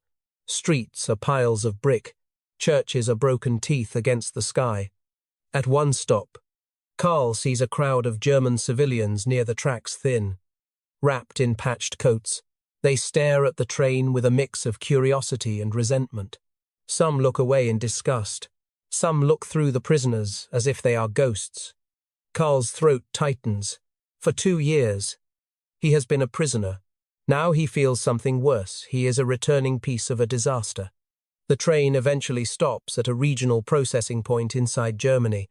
The prisoners are unloaded into a camp different from the American camp, harsher in its atmosphere. Not because of cruelty, but because of scarcity. The buildings are damaged. The lines are longer. The officials are tired. The food is thin soup and dark bread, rationed carefully. Karl eats anyway, because hunger does not allow pride. A German clerk hands him a paper that authorizes travel to his home district. The clerk's eyes are dull. He does not ask about Karl's war. He does not ask about Tunisia. He does not ask about America. He only points and says, "Next." Karl walks out of the processing compound and onto a road that feels strangely small after America. The road is cracked. The ditches are filled with weeds. A cart passes pulled by a thin horse. The man driving it looks older than he should, his face carved by years that have aged everyone too fast. Karl begins walking. He walks past a village where half the houses are empty shells. He walks past a field where scrap metal has been piled into a mound, rusting in the open. He passes a signpost missing its signs. Only the wooden arms left like broken bones. As the hours stretch, he starts to recognize the geography turns in the road. A line of trees, a hill, familiar shapes under a new ruin. By late afternoon, he reaches the outskirts of his city. He stops. The skyline he knew is gone. Where there were rooftops, there are gaps. Where there were church spires, there are stumps. Smoke rises in thin threads from makeshift stoves. The streets look like trenches of rubble. Karl stands there with his small bag in his hand and feels the world tilt. For 2 years, he has eaten American bread. He has washed with hot water. He has watched trains run on time. He has learned English words for ordinary things. Now he is standing in a Germany that feels like the end of a civilization. And somewhere in this wreckage, His mother is waiting hungry, cold, alive by stubbornness alone. Karl takes one step forward into the ruins and realizes, with a sudden, sick clarity, that the hardest part of the war was not capture. It is coming home. He walks toward the shattered streets, following memory like a thread through rubble, and the sun drops behind broken buildings, turning the dust in the air into a pale, drifting haze. Ahead, a corner he once knew well comes into view only now. The corner is gone, replaced by a slope of debris. Karl stops again, heart pounding, because he can't tell which pile of bricks used to be his house. September 6, 1945, Essen, Germany. Karl climbs over a ridge of broken brick that used to be a wall, then steps down into what was once a street. The air smells of damp ash and old smoke. Even though the last fires have long cooled, it is the smell of destruction that has soaked into stone. Dust rises at every footfall and hangs in the air like a thin fog. He stands still and tries to orient himself by instinct by the angles of roads and the spacing of buildings he once knew in the dark. But the landmarks are gone. The bakery where he bought rolls as a boy is a crater filled with rainwater. The tram line is twisted metal half buried under rubble.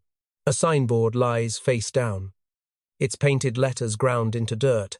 People move through the ruins like they belong to a different species, now thin figures with bundles, their faces turned inward, eyes trained on the ground for anything useful.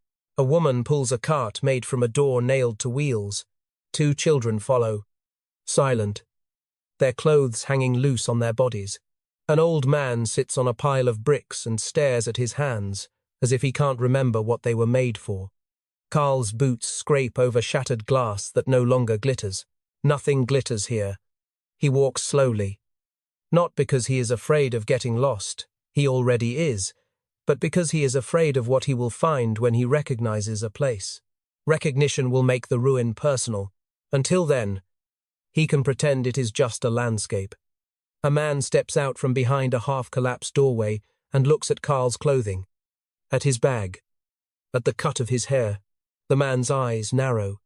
From the camps he asks in a voice that sounds like gravel. Karl hesitates, then nods. Yes. The man spits to the side. Not at Karl, but at the ground, as if the ground deserves it. You ate, he says flatly. It is not a question. Karl's mouth goes dry. He wants to say something, anything that explains the contradiction, that makes it less ugly. But no sentence he can form survives the look in the man's eyes. Karl moves on. He passes a line of people standing outside a building that still has a roof. An Allied notice is posted on the wall, printed in German and English. Karl can read the English now. It is about ration distribution, about registration, about curfews. The line barely moves.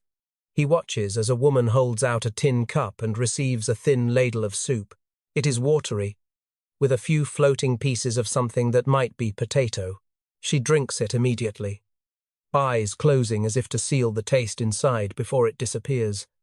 Karl feels his stomach twist, not from hunger, but from memory. In Camp Ruston, soup came in large pots, thick enough to steam, ladled out in steady rhythm. Bread was torn without calculation. Coffee was poured until the pot emptied and then refilled. Here, a ladle is a rationed gift. He forces himself to keep walking. He reaches what he thinks is the street where his family lived. The shape of it is wrong, but the slope is familiar. The trees at the end of the road are gone, replaced by splintered stumps. The apartment buildings that once formed a canyon of stone are now jagged teeth. Karl stops at a pile of debris that might be the corner of his block. A piece of wallpaper clings to a broken interior wall, faded floral pattern, exposed to daylight. A kitchen tile lies half buried. A metal bed frame protrudes like a rib. His breath catches. This is it, or part of it. He climbs carefully, hands scraping against brick dust.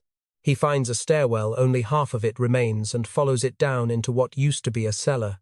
The air is cooler here. Damp. smelling of mold and old smoke. He hears movement. A voice. Where is da? Who is there? Carl freezes. The voice is older than he remembers, but he knows it the way you know your own pulse. Mother, he says, barely audible. There is a pause. Then footsteps slow, cautious, as if the person moving has learned not to rush toward hope. A shape emerges from the dimness. His mother is thinner. Her hair is more grey. Her face looks carved, the skin tight over cheekbones, but her eyes are the same. And when she sees him, her hand goes to her mouth as if to catch a sound before it escapes. Carl, her voice cracks on his name.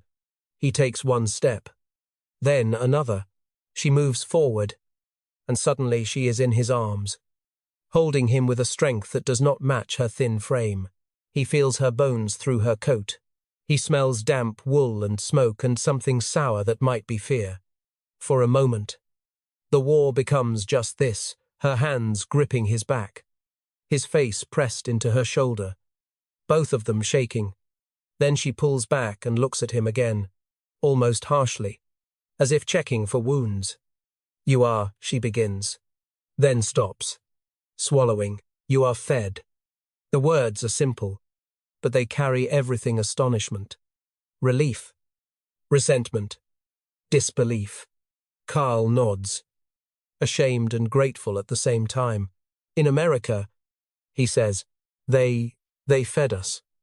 His mother's eyes flick away, as if she cannot look at him while imagining it. Then she gestures toward the cellar. This is what we have. She says, come. The cellar is their world now. It is not the same cellar he hid in during air raids as a boy. It is smaller, improvised from what remains of the building. There are blankets hung as partitions. A few crates serve as furniture. A stove sits in the corner made from scavenged metal, its pipe running out through a hole in the rubble. A pot sits on the stove. The smell is faint, almost nothing. His mother lifts the lid. Inside is a thin stew, mostly water, with a few bits of cabbage and a small piece of something that might be fat. She looks at Carl as if daring him to judge it. We got this from the ration line, she says, and from trading. Trading. Carl remembers the camp canteen. He remembers paying with scrip. He remembers choosing chocolate. He feels sick. His mother ladles a small portion into a chipped bowl and hands it to him.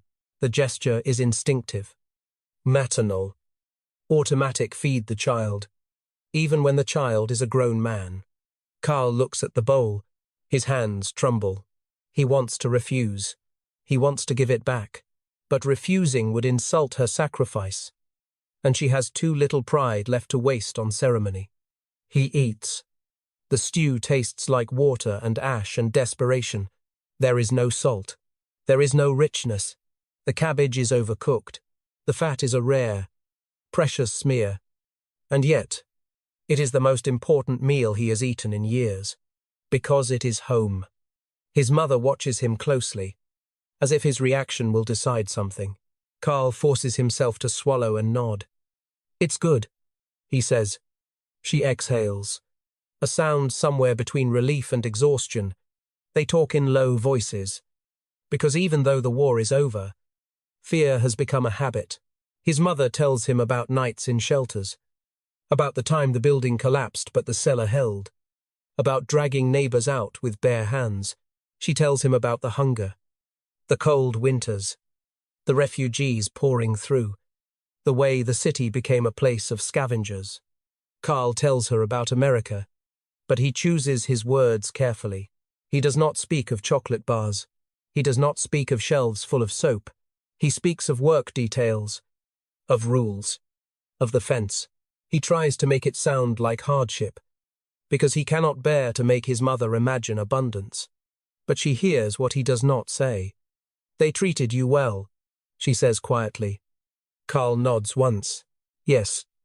His mother looks down at her hands, fingers cracked from cold and work. Then, she whispers, almost to herself, we were lied to. The sentence is small, but it lands like a bomb. Carl does not answer. He cannot. He feels the paradox tightening around him again. He fought for a regime that promised superiority, and yet the enemy fed him while his own people starved in ruins. Outside, footsteps crunch on rubble. Voices call out in the street. The world is still unstable, still raw. There are occupying soldiers, ration offices, black market dealers, desperate men. His mother stands and goes to a small pile of belongings. She pulls out a folded cloth and unwraps it carefully. Inside is a piece of bread, dark, dense, cut from a loaf that is already mostly gone. She breaks off a small piece and hands it to Carl as if it is a treasure. "This is for you," she says. Carl stars at it. He thinks of American bread, white, soft, plentiful. He thinks of breaking loaves without counting slices. He takes the piece from her hand and feels the weight of it. It is heavier than any food. He brings it to his mouth and bites. The bread is coarse, gritty with whatever has been mixed into the flour to stretch it. It tastes faintly sour. It sticks to his teeth. He chews slowly, eyes burning. Freedom tastes like this. And as he swallows, Carl realizes that coming home is not an ending, it is the beginning of a new war. One fought in silence, in hunger, in shame, in rebuilding. Above them, the ruined city settles and creaks in the wind. Somewhere in the distance, a truck engine rumbles Allied, steady, a reminder that the victor's system still runs. Carl looks at his mother in the dim cellar light and feels a question forming that he cannot keep down much longer. If America could afford to feed him while Germany burned, then what, exactly, did Germany spend its people on? And before his mother can answer, before he can even speak it aloud, there is a knock on the broken doorway above, sharp and official, followed by a voice calling in German. "Registration. Everyone must report." Carl's mother stiffens. The war is over. But the reckoning has arrived at their door. September 25. 1945 Essen, Germany. The knock comes again. Harder this time. Not on wood, but on stone fist against shattered masonry, followed by the scrape of boots shifting on rubble. Registration. The voice calls. "Alle melden." Now. Carl's mother rises as if pulled by a string. Her face tightens, the muscles around her mouth hardening into something that has become familiar in the ruins' caution. She wipes her hands on her skirt even though they are already clean, then looks at Carl as if he might disappear if she takes her eyes off him. Carl stands too. His legs feel strange, as if they belong to someone else. He has only been home for hours, and already the outside world is pushing its way into the cellar. They climb up through the broken stairwell, stepping carefully over loose bricks. At the top, daylight hits Carl's eyes like a slap. The street outside is a corridor of debris and broken walls. People are moving in small, purposeful streams, converging toward a building that still has most of its structure. A few Allied soldiers stand near the intersection, American uniforms, helmets, rifles held with the easy competence of men who know the fighting is over but the job is not. The registration team is German local officials now working under Allied orders. 2 men in worn coats hold clipboards and stamped papers. Their expressions are exhausted and brittle. Behind them, a British military policeman watches, arms folded, face unreadable. Carl's mother steps forward first. Name offered quickly. Address spoken with a hesitation because the address is now a pile of stones. The official writes anyway. He asks about family members. He asks about ration cards. He asks about whether they have any displaced persons living with them. Then his eyes lift to Carl. Name. The official says. Carl gives it. The official's pen pauses. Returned soldier. Carl swallows. Prisoner. He says. In America. The British MP's gaze sharpens slightly. Not hostile, but attentive. The German official writes a mark beside Carl's name, then looks up again. Any affiliation? He asks. Party. SS. S. Carl's mouth goes dry. The question is not a casual one. In the ruins, It is a doorway that can lead to trouble, to interrogation, to stigma. Karl was regular army, here infantry. Not SS, not party leadership. But the war has blurred categories. And the occupiers are sorting men into boxes. Infantry. Karl says, "No SS." The official studies his face for a moment, then nods and makes another mark. "You will report to the Labour Office," he says, "and the denazification questionnaire. Everyone." Denazification. Karl has heard the word only in fragments. In camp lectures delivered in careful German by American officers who spoke of rebuilding and responsibility. There, in Louisiana, denazification sounded like a concept, a program, a distant administrative process. Here, in Essen, it is a real thing with clipboards and officials and a British MP watching. Karl's mother takes the ration papers offered to her and tucks them into her coat like they are gold. Then she turns away, guiding Karl back through the rubble toward the cellar. They descend into the dimness again. But the air feels different now, as if the knock has brought the outside world into the room and it cannot be pushed back out. Karl sits on a crate, staring at his hands. His mother begins to speak softly, almost mechanically, explaining what registration means. Rations, work assignments, curfews, occupation rules. She has learned this language over months. Karl is only now learning it. They will ask questions, she says. They ask everyone. It is necessary. Necessary. Karl hears the word and thinks of the American camps, how everything there was necessary too. Routine. Rules. Food distribution. A machine. Only now. He realizes. Germany is being rebuilt by a machine that does not belong to Germans. His mother pulls out the ration papers and studies them. The numbers are small. The categories are blunt. Bread, fat, sugar, meat. Karl remembers meat in camp stews. Served as a matter of schedule. Here, meat is a line on a paper that may never be fully honored. His mother sees his expression and misreads it as disgust. "You think we do not try," she says sharply. A sudden flare of pride. "You think we want to live like animals." Karl looks up quickly. "No," he says. "No. Mother, He stops. The words he needs do not exist. He wants to tell her he feels ashamed. He wants to tell her he feels grateful. He wants to tell her he cannot reconcile the bread he ate in America with the bread she now breaks like treasure. Instead, he says only, "I didn't know." His mother's anger fades into something like exhaustion. She sits beside the stove, shoulders slumping. "No one knew," she says quietly, "or no one wanted to know." They sit in silence for a long time, listening to the distant sounds of the ruined city footsteps. Voices. A cartwheel creaking. Somewhere, a truck engine.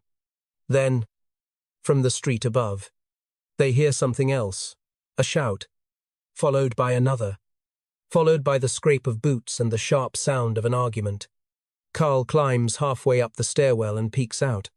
Across the street, a small crowd has formed around a man in a worn uniform jacket. He is older than Karl, perhaps in his 40s. Face gaunt, hair unkempt. 2 German officials stand near him with papers. An American soldier watches from a few steps away. Rifles slung. Posture alert. The officials are speaking fast. Karl can't hear every word, but he catches the tone accusation. Refusal. Insistence. The man shouts back, voice cracked with fury. "I did what I was told, I did what everyone did." A woman in the crowd cries out, "And now we have nothing." The argument is not about ration cards. It is about responsibility, about blame, about survival. The war is over. But the fighting has moved into words. Karl steps back down into the cellar, heart pounding. His mother looks at him. They are angry. She says simply, "Everyone is angry." Karl nods. He thinks of the American camp again, not the food this time, but the calm, the structure, The sense that even when men were angry, the system held. Here, the system is fragile. Here, anger leaks into the cracks between ruins. That night, Karl and his mother eat again another thin meal. Another slice of bread measured by necessity. Karl feels hunger now. Real hunger. Not the controlled appetite of a prisoner. His body has been fed steadily for 2 years. Now it is learning what Germany has been living with uncertainty in every bite. After the meal, Karl goes outside briefly. The sky over Essen is a dull grey. The air cool. He stands on a pile of rubble and looks out at the city's broken spine. In the distance, faint lights glow from buildings that still have power. Somewhere, a generator hums. He hears footsteps behind him and turns. Erich stands there, unexpectedly, like a ghost from captivity. His coat is worn. His face is sharper. His eyes are tired in a way Karl recognizes immediately. For a second, neither man speaks. The sight of Erich here on German rubble instead of American planks feels like the war folding in on itself. Erich nods once. "You made it," he says. Karl's throat tightens. "Yes," he replies. "You too." Erich looks past Karl at the ruins. "This is what we fought for," he says quietly. Karl doesn't know if it's sarcasm or grief or both. They stand together in the cooling air. 2 returned prisoners in a country that feels like an aftermath more than a home. Karl finally asks the question that has been building in him for months, sharpened by every meal and every letter. "Why did they feed us?" he says. "Why, like that, when this he gestures toward the ruins was happening?" Erich's jaw tightens. He looks at Karl for a long moment. "Because they could," he says. "Because they wanted to show what a state looks like when it still functions." Karl feels the words settle into him. Erich's eyes flick down to the ration papers in Karl's mother's hand as she appears at the cellar entrance. Watching them warily, Erich gives her a polite ode. "She is alive," Erich says softly to Karl, as if confirming the miracle. Karl nods. "Yes." Erich exhales. "Then you are lucky," he says. "Many are not." He hesitates, then adds, "They will ask questions." Karl, not just forms, real questions. Karl's stomach knots. About what? Erich's gaze drifts toward the registration office in the distance. About what we did. What we saw. What we pretended not to see. The air between them thickens. Karl thinks of Buchenwald on the camp notice. He thinks of the Americans' grim faces. He thinks of his mother's whispered line, "We were lied to." Now, standing on rubble with Erich, he feels something colder than hunger. He feels the approach of judgment. Erich steps closer, lowering his voice. "You learned their language," he says. "You saw their order. That may help you now." Karl swallows.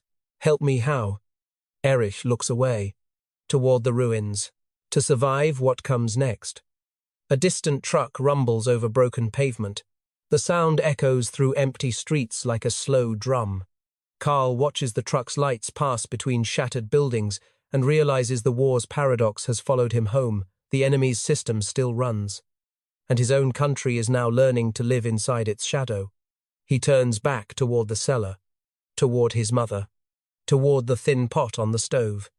Behind him, Erich's footsteps crunch softly as he walks away into the ruins. And Karl understands that freedom is not just hunger and rubble.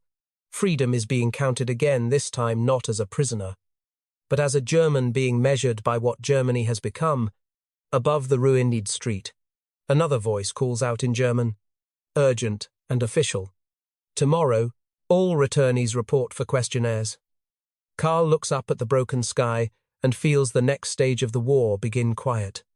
Bureaucratic. Unavoidable. Not with bullets.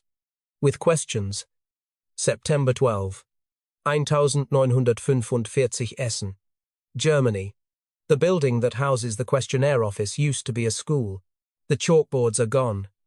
The windows patched with cardboard and scavenged boards. but the hallway still smells faintly of old wood and damp plaster. People stand shoulder to shoulder along the corridor, clutching papers like shields. Boots and worn shoes scrape across a floor coated in dust that never quite disappears. Carl waits in line with his mother's ration documents folded in his coat and the returnee papers issued at the regional processing point. His stomach is tight with hunger and anxiety. Outside, the day is grey and cold enough to make breath visible. Inside, bodies and damp clothes fill the air with a sour heaviness. A German clerk moves down the line, calling out instructions. Voice sharp with fatigue. Behind a desk near the entrance, a British officer stands with arms crossed, watching the process without speaking. The British uniform looks clean compared to everything else in the room, and that cleanliness feels like another kind of power. When Carl reaches the desk, a clerk hands him a thick form. The title is printed in German, and Carl reads it twice to make sure he understands. Fragebogen, questionnaire. It asks for everything: name, date of birth, places of residence, military service, units, ranks, organizations, party membership, positions held, associations, even hobbies, as if a hobby might reveal ideology. Carl's pen hovers above the page. He writes his name. He writes his birth date. He writes here. Infantry. He writes his unit as best he can remember, numbers and designations that once felt like identity and now feel like evidence. The clerk watches him write, then asks, SS. No. Carl answers quickly. Party. Carl hesitates. He was not a party member. Many soldiers were not. But the hesitation itself feels dangerous now, as if any pause can be interpreted as hiding. No, he says again. Firma. The clerk makes a mark and gestures him forward to another room. In that room, a woman sits behind a desk with a stack of files. Her face is gaunt, eyes ringed by exhaustion. She speaks without warmth. Where were you from? 1943 to 1945, she asks. In America. Carl says, prisoner of war. She looks up sharply. For a second, her expression changes, not sympathy, not anger, but a flicker of something like disbelief, as if she cannot imagine 2 years of steady food while she counted ration points and listened for sirens. In America, she repeats, almost tasting the words. Carl nods. She writes in the file, then asks the next question. Voice flat again. Did you know about the camps? Carl's throat tightens. The question is not on the questionnaire. It is personal. It is dangerous. He thinks of Buchenwald on the American camp notice. He thinks of the grim faces of American guards. He thinks of his own silence for years. The way Germans learned to survive by not asking. I heard rumors, Carl says carefully, but I didn't see. The woman's pen scratches on paper. She does not look at him while she speaks again. Rumors, she says. We all heard rumors. Her tone is not accusation exactly. It is the voice of someone too tired for drama. Carl is dismissed with a stamp on his returnee papers. A mark that says he has reported. A mark that says the system has noticed him. Outside the school, the city air hits him like a cold cloth. The line behind him is still long. People still wait. The process will take days, weeks, months. Germany is being catalogued while it starves. Carl walks back through the rubble toward the cellar where his mother lives. Along the way, he sees a poster nailed to a cracked wall, an Allied notice in German. It lists crimes. It lists punishments. It lists new rules. He can read the English version too, and the English reads clean and hard, like a machine setting terms. At home, if the cellar can be called home, his mother is stirring the pot again. The soup is thinner today. She has fewer cabbage scraps. She has traded a piece of cloth for a handful of dried peas. And the peas float like rare treasure. Carl watches her and feels the irony of his hands that once lifted American crates of canned goods, now holding a chipped bowl like it might not be refilled. He eats slowly, trying to stretch each mouthful. His mother watches him, eyes sharp. "You are still hungry," she says. Karl nods. "Yes." She looks down, guilt flashing. "I am sorry." Karl shakes his head quickly. "No, mother, no." But hunger has a way of making emotions raw. He feels irritation rise not at her, but at the world, at the chain of decisions that led here. He thinks of Camp Ruston. He thinks of the mess hall line. He thinks of the American cook ladling stew without counting spoonfuls.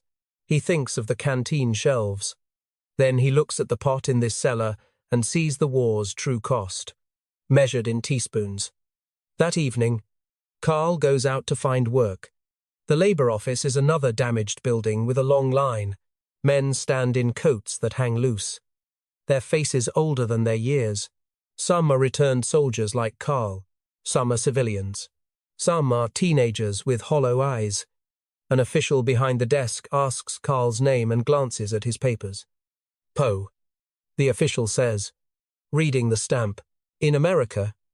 Karl nods. The official's eyes flicker with something Karl cannot read: envy, resentment, curiosity. The man clears his throat. "There is rubble clearing," he says. "Street repair, carrying bricks. It is paid in ration supplement sometimes." The word means something different here. It does not mean money. It means calories. Karl accepts immediately. The next morning, he joins a rubble crew. Men with shovels and bare hands form a line, passing bricks, sorting metal, hauling broken beams out of a collapsed building. The work is backbreaking, but it is familiar in a grim way. It is like camp work details. Only here there is no guard tower, no wire, only the open ruin of the city. A foreman tells Karl where to stand. The foreman's face is hard, his voice clipped. "Faster," he says. "We have to clear this road." Karl works until his shoulders burn. Dust coats his throat. Sweat freezes in the cool air. His hands blister again. Not from war, but from rebuilding. At midday, the crew receives a break and, with it, the payment that matters, a small ration bread and a bit of sausage, thin as a finger. Karl holds the sausage and stares. In America, sausage would have been unremarkable. Here, it is wealth. He eats it slowly, eyes closed, tasting salt and fat, as if it is a memory of life before collapse. Around him, the other men eat too. Silently, no one talks. They conserve energy the way they conserve food. As they work, Karl hears snippets of conversation, whispers about missing relatives, about Soviet zones, about black market dealers, about men being arrested for past affiliations. The war is over. But fear has not died. It has changed uniforms. That night, Karl returns to the cellar with his hands raw and his pockets empty. His mother looks at him, scanning him as if he might have been injured. "I got a little extra," Karl says, pulling out a small piece of bread he saved from his ration. His mother's eyes widen. "No," she whispers, "you need it." Karl breaks it in half anyway and presses the larger piece into her hand. For a moment, she stares at it as if it is something sacred. Then her fingers close around it. In the dim light, Karl watches her chew. Slow and careful, he feels a fierce tenderness, and beneath it a bitter thought that will not leave him. In America, he was fed because the enemy could afford restraint. In Germany, he must feed his mother because his own country could not afford truth. Later, lying on his bunk of blankets in the cellar, Karl hears distant footsteps in the street. He hears an Allied truck engine. He hears voices calling out in English. He thinks of the questionnaire, the woman's question, "Did you know?" He thinks of the ration line, the thin soup, the sausage eaten like treasure. He understands now that the war's paradox is not just about abundance and restraint. It is about a system that kept functioning versus a system that consumed its people until there was nothing left to give. And as he drifts toward sleep, He realizes the next stage of his life will be decided not by battles, but by what he can rebuild brick by brick, meal by meal, while the questions about the past keep closing in. Because in the ruins of Germany, hunger is immediate, but judgment is coming, and it will not be rationed. October 3, 1945 Essen, Germany. The mornings grow colder. Fog settles into the broken streets and clings to rubble piles like breath that refuses to leave. Karl walks to the labor site before sunrise. Boots crunching on frost-coated brick dust, the city feels quieter now, not peaceful, but drained, as if even the ruins are tired. On the main road, an Allied truck passes, headlights cutting through the fog. The engine sound is steady, confident. It does not cough or stutter.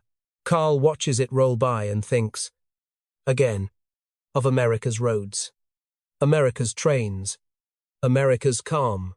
Then he looks down at his own hands, wrapped in cloth to keep the blisters from splitting, and forces himself forward. The rubble crew works near a collapsed apartment block. Men form a line and pass bricks, sorting usable pieces from shattered stone. A British soldier stands at the corner with a cigarette, observing more than supervising. His presence is not aggressive, but it changes the air. It reminds everyone who holds authority now. At mid-morning, the foreman announces a brief halt. A representative from the local ration office has arrived with a small cart. The cart carries bread, a real loaf, not just a thin ration slice. The men turn toward it as if pulled by instinct. The representative explains that extra bread will be issued today for laborers because a shipment has come through aid. He says, and the word aid tastes strange in Karl's mouth. Germany does not distribute. Germany receives. The loaves are counted out. Hands reach. Arguments start immediately. Quiet but sharp. That one is larger. You gave him 2 slices. I was here first. Karl sees a man shove another man's shoulder, and the second man swings back. The line wavers. Tension rising like heat. The British soldier straightens and steps forward. Eyes hardening. He says something in English that Karl doesn't catch at first, then repeats in slow, careful German enough. Everyone gets the same. Everyone gets the same. Karl almost laughs. The phrase sounds like an old promise Germany used to speak in slogans: unity, community, Volk, but now it comes from a foreign mouth backed by a rifle and a functioning supply chain.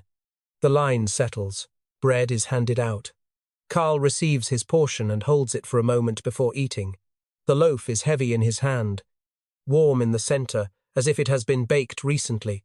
The smell is rich compared to the gritty slices his mother usually brings home.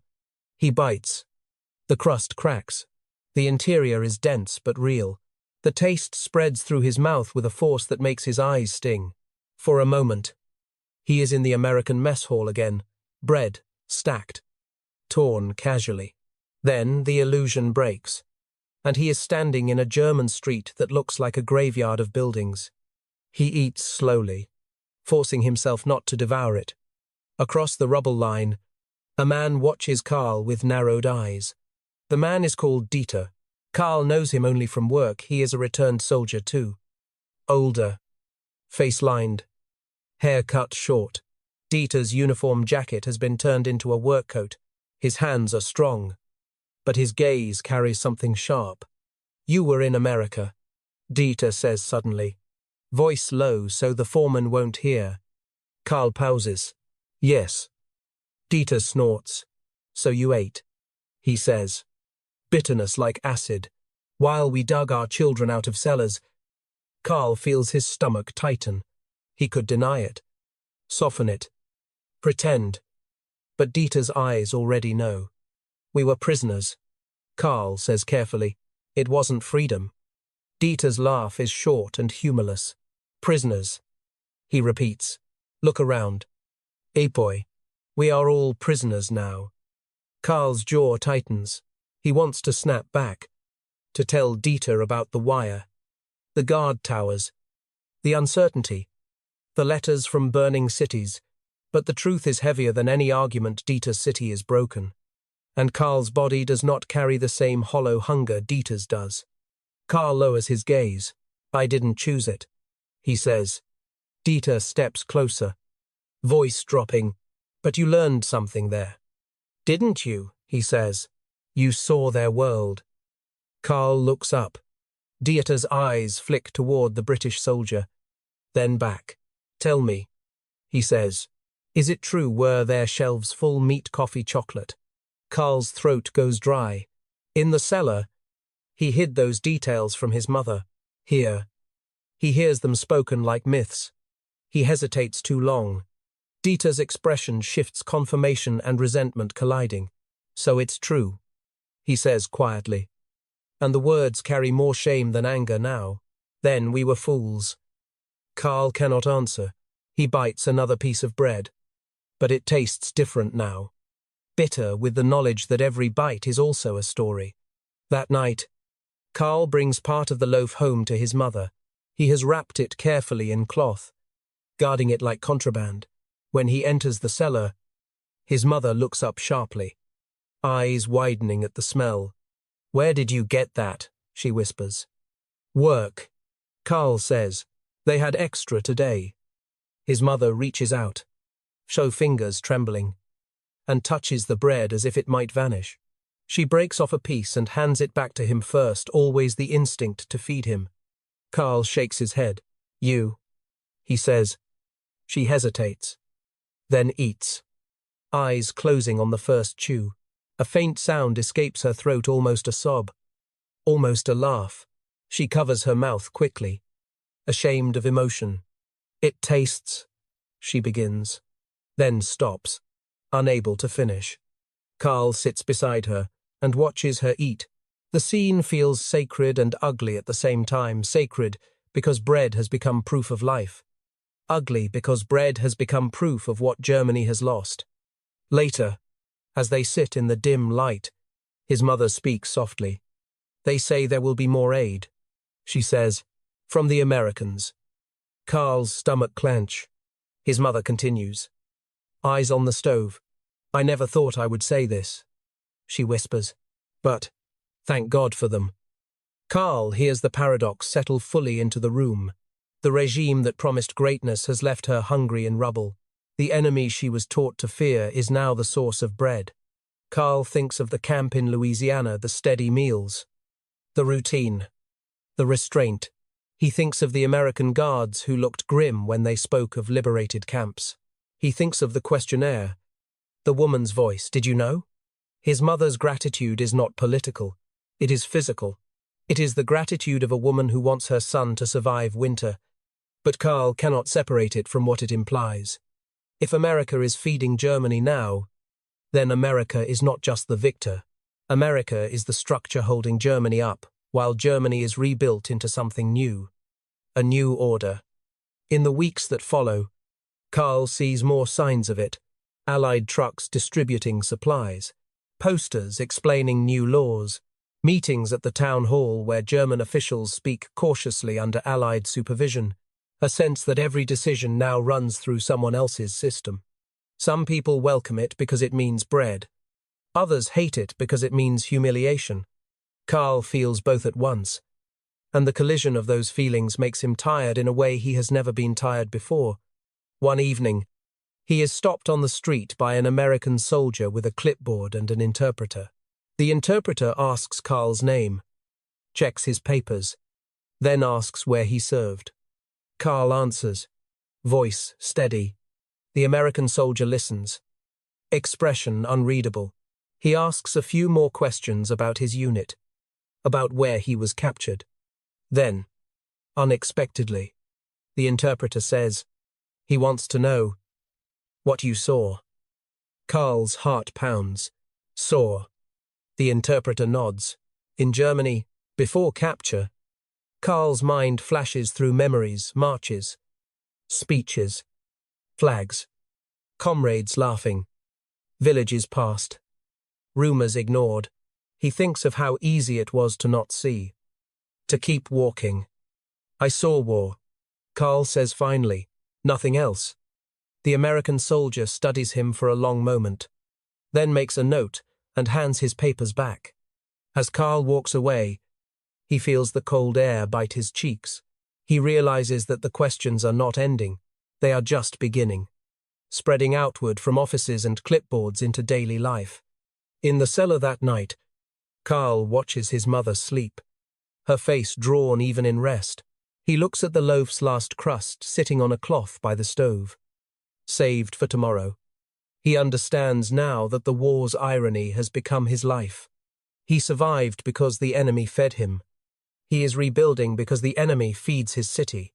And between those two truths lies a question that Germany cannot dodge anymore, no matter how thin the soup, no matter how precious the bread. What was the Reich really worth, if it could not even keep its own people alive? Karl stares into the darkness and hears, faintly, the distant rumble of an Allied truck moving through the ruined streets, steady, organized, indifferent. The sound is not threatening. It is worse than threatening. It is the sound of a system that will keep going whether Germany likes it or not. January 22. 1946 Essen. Germany. Snow falls lightly onto the ruins, softening the jagged edges of broken walls and making the city look almost peaceful from a distance. Up close, the snow only highlights how little is left. It settles into cracks in brick, gathers in potholes, and melts into grey slush wherever feet have worn a path. Karl's breath fogs in front of him as he walks to the ration office before dawn. The cold bites through his coat. He keeps his hands tucked under his arms to preserve warmth. Fingers numb from yesterday's work and last night's thin heat. The line outside the ration office is already long. Men and women stand with collars pulled up, hats pulled down. Some clutch tin cups. Some hold ration cards in paper sleeves like documents of identity because they are. A ration card is the difference between eating and not eating. It is the only currency that matters when money buys nothing. Karl stands beside his mother. She is thinner still, and winter has sharpened her features. Her cheeks are hollow. Her hair is wrapped in a scarf. She does not complain. Complaining wastes energy. When the doors open, the line shuffles forward, slow and quiet. Inside, the air is warmer, but it smells of damp wool and fatigue. German clerks sit behind desks under Allied rules, stamping papers, checking names. A British supervisor stands near the back wall, a presence more than a participant. Karl presents their cards. A clerk flips through a ledger, then hands over their week's allocation, small, measured, depressing. Bread, a little fat, a bit of sugar if the shipment arrived, meat rarely, coal coupons that are never enough. Karl's mother takes the allotment and tucks it into her coat. Her fingers tremble slightly, not from emotion but from cold. Outside again. The snow has thickened. Karl carries the bread home under his coat to keep it from freezing too hard. The loaf is smaller than the ones he once brought back from rubble work days. The smell is faint. At the cellar, the stove is already burning low. The coal they have is precious. And they ration heat the way they ration food. Karl breaks pieces of coal with a hammer, each strike echoing in the cramped space. As the stove warms, his mother slices bread with a knife that has been sharpened too many times. The slices are thin. She spreads a smear of fat on each, barely enough to shine. Then she hands one to Karl. He eats slowly, tasting winter in every bite.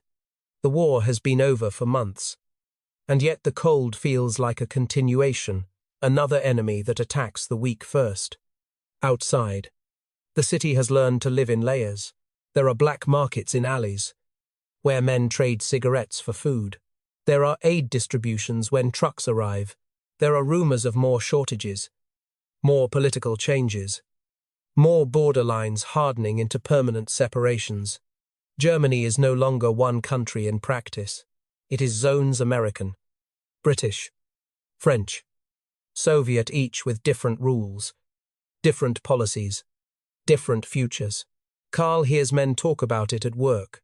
Some speak with bitterness, some with resignation, some with a strange hope that the division might bring stability. Stability. The word has become almost mythical. Karl's work now is not only rubble clearing but rebuilding, laying bricks, repairing a road, helping restore a rail spur. The projects are slow, hampered by lack of materials, lack of fuel, lack of everything, but they are happening. That alone feels like a miracle. One morning at the work site, a truck arrives with supplies. The foreman announces that the crew will receive extra rations this week, additional bread, and a small portion of canned meat. Canned meat. Karl's mouth waters before his pride can stop it. The men around him react the same way, eyes brightening, shoulders loosening. For a moment, hunger is interrupted by anticipation. The ration supplement is handed out at midday. Karl receives a small can and turns it in his hands. Reading the label. It is English. He understands it now. He understands every word. He feels the irony so sharply it stings. This meat has crossed an ocean. It has passed through American warehouses and Allied distribution points. It has arrived in a German worker's hand as a ration supplement because Germany cannot feed itself yet. Karl pockets the can and continues working. He lifts bricks. He hauls beams. He shovels snow from a cleared path. But the can in his pocket feels heavier than its weight. It feels like a symbol. That evening, Karl brings it to his mother. He sets it on the crate that serves as their table. His mother stares at it for a long time before touching it. It's American, she whispers. Karl nods. She runs her fingers along the metal. We eat their food. She says, voice soft. Again. Again. Karl hears the word echo backward through time, back to Louisiana, to the mess hall, to the coffee steam and bread stacks. The thread of the paradox tightens. America fed him as a prisoner. Now America feeds him as a civilian in a defeated nation. His mother opens the can carefully with a worn opener. The smell fills the cellar, rich, salty, unmistakable. It is almost too much. She looks at Karl as if asking permission, then divides it as evenly as she can. They eat in silence. The meat tastes like life. It tastes like survival. It tastes like shame. Karl chews slowly, eyes on the stove flame. He thinks of Dieter's bitter question months ago, were their shelves full, meat, coffee, chocolate? Yes, he thinks. Yes, there were. And now, in the ruins, a small can of meat is a week's miracle. After dinner, Karl goes outside into the snow to breathe. The sky is low and grey. The ruined buildings stand like frozen skeletons. In the distance, he hears a train, faint, but real, moving along tracks that have been repaired enough to carry weight again. A train in winter. A small sign that the system is returning. Slowly, Karl thinks of America's trains, their endless freight cars rolling by the Louisiana horizon. He thinks of how trains there were ordinary, and here they are hope. He realizes that rebuilding is not just bricks and roads. It is belief that tomorrow will still function. Inside the cellar, his mother is folding the empty can and setting it aside. Nothing is thrown away. Metal can be traded. Paper can be burned. Cloth can be patched. Everything has value. Karl watches her and feels a surge of anger, sudden and hot. At the memory of speeches and flags and promises, the Reich demanded sacrifice and delivered ruin. The enemy delivered bread. He clenches his hands until his fingers hurt. His mother notices. Don't, she says quietly. It is over. Karl shakes his head. It isn't, he whispers. Not inside. His mother looks at him for a long time, then nods slowly. She understands. She has lived through the raids and hunger. She has watched neighbors die. She has watched the old certainties collapse. Outside, the snow continues to fall, covering the rubble with a clean white layer that will melt and reveal the same broken city beneath. Karl lies down later, wrapped in blankets, listening to the wind and the stove's faint crackle. He thinks about the questionnaire office, about the question that keeps returning in different forms. Did you know? What did you see? What did you pretend not to see? He thinks of the canned meat, the bread, the ration lines. He understands now that the paradox is not a single shocking moment. It is a long, grinding truth. The enemy's abundance kept him alive. His own country's lies nearly killed his mother. And winter is not forgiving. Winter will take what weakness remains. As he closes his eyes, Karl hears again the distant train whistle, steadier this time, and he feels the smallest flicker of something he hasn't dared to feel since he stepped into the ruins. Not hope, not yet, but the possibility that the machine of survival might return brick by brick, ration by ration, if Germany can endure the cold long enough to rebuild what it destroyed. And in that fragile possibility, Karl feels the cliff edge of the next question waiting for him, sharper than hunger. When the country finally stands again, what will it do with the truth? May 20th, 1946 Essen, Germany. The first warm days of late spring make the ruins smell different. Damp brick turns earthy. The air carries hints of grass pushing through cracks in pavement. On a street that was once a busy tram line, weeds have grown tall enough to sway in the breeze, brushing against twisted metal like fingers tracing scars.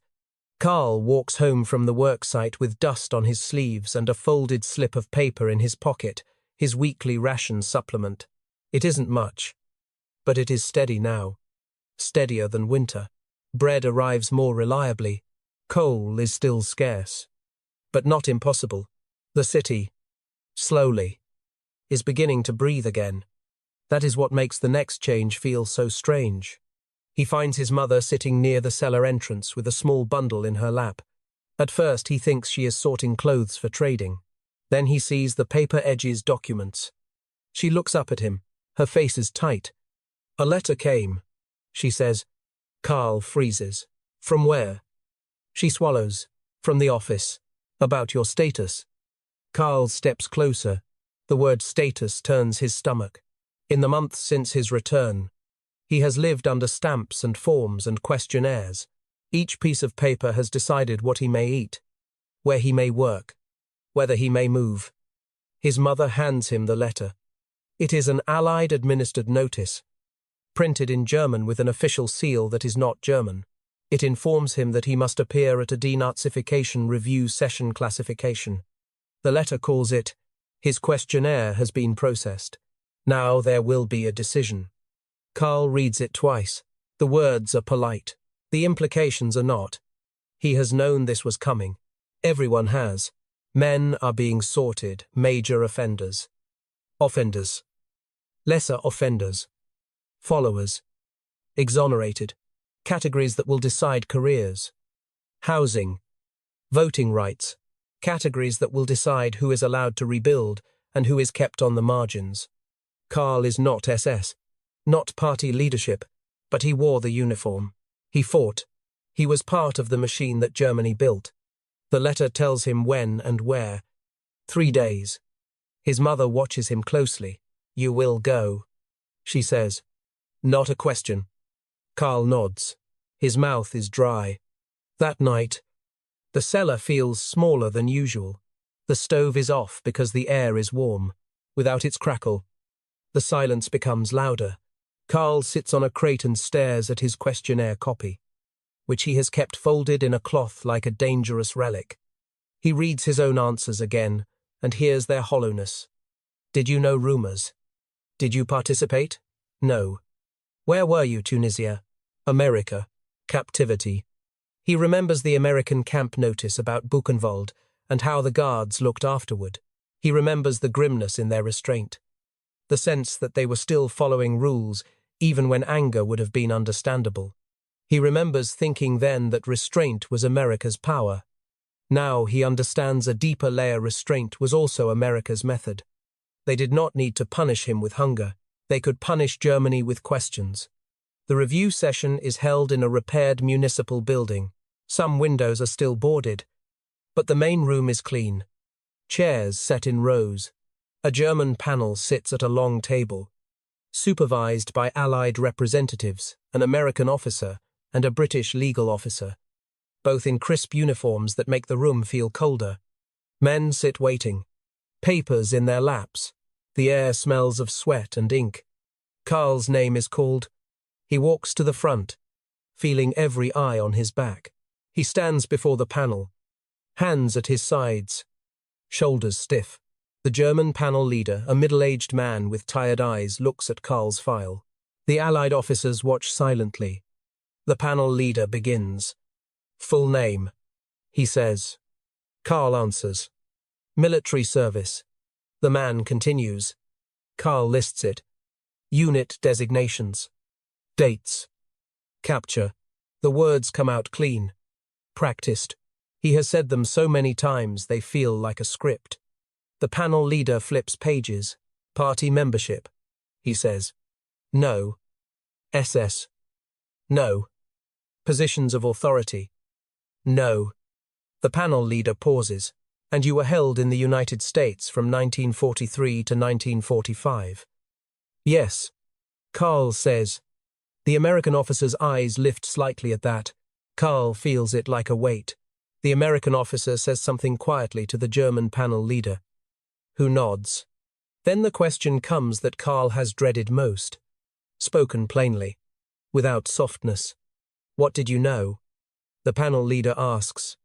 About what was done in Germany, in the East, in the camps.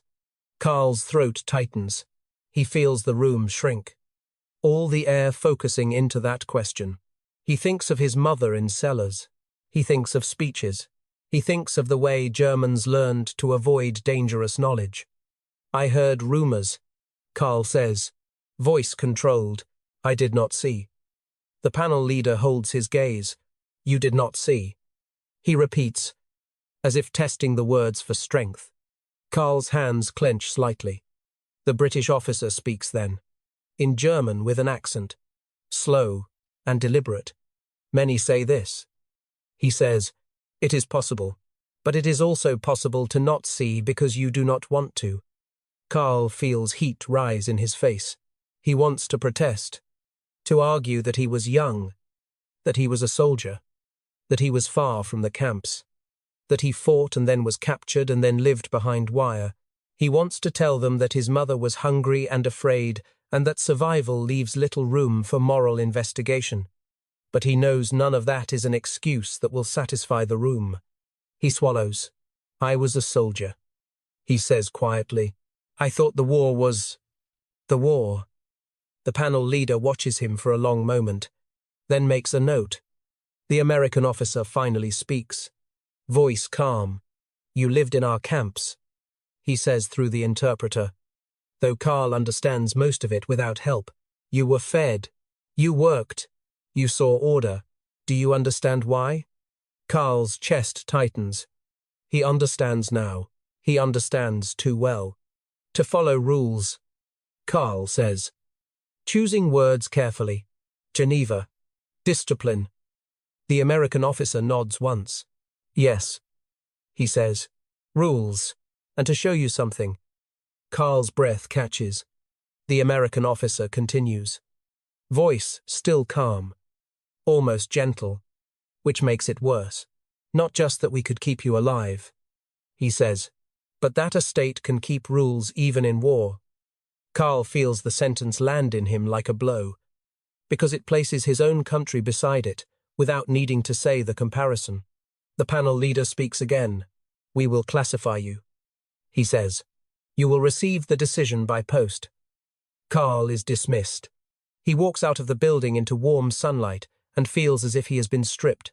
The questions have followed him across oceans and years, and now they are lodged in him. He returns to the cellar and finds his mother waiting. She reads his face before he speaks. What happened? She asks softly. Carl sits on the crate and looks down at his hands, hands that once lifted American crates, hands that now lift German bricks. They asked what I knew, he says. His mother's jaw tightens. And... Carl hesitates, then says the truth that has been growing inside him since he first tasted American coffee behind wire. I didn't know enough, he says, or I didn't want to. His mother closes her eyes briefly, as if the admission hurts but also releases something. Then she opens them and looks at him with a weary steadiness. "We all did that," she says quietly. "We looked away when looking was dangerous." Carl nods, throat tight.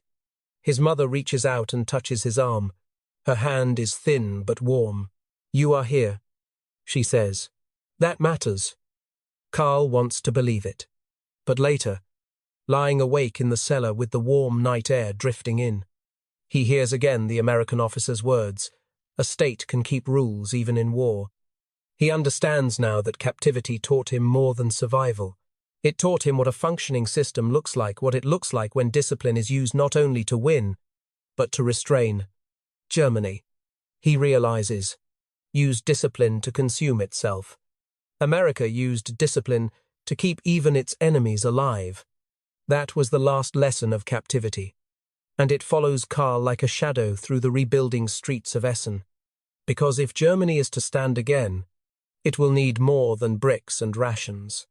It will need a new kind of discipline, one that can face truth without collapsing. And Karl senses, with a cold certainty, that his own classification letter will not be the end of his reckoning. It will be the beginning of the question that will shape his entire future. What kind of man can he be in a country that must learn to live with what it did? June 11. 1946 Essen. Germany. The envelope is official. Stiff. And too clean for the cellar. It lies on the crate table beside a chipped bowl and a folded cloth of bread.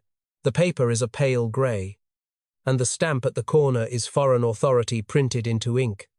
Karl stares at it as if it might move. His mother stands near the entrance, hands clasped in front of her apron. Not speaking, she has learned to respect paper.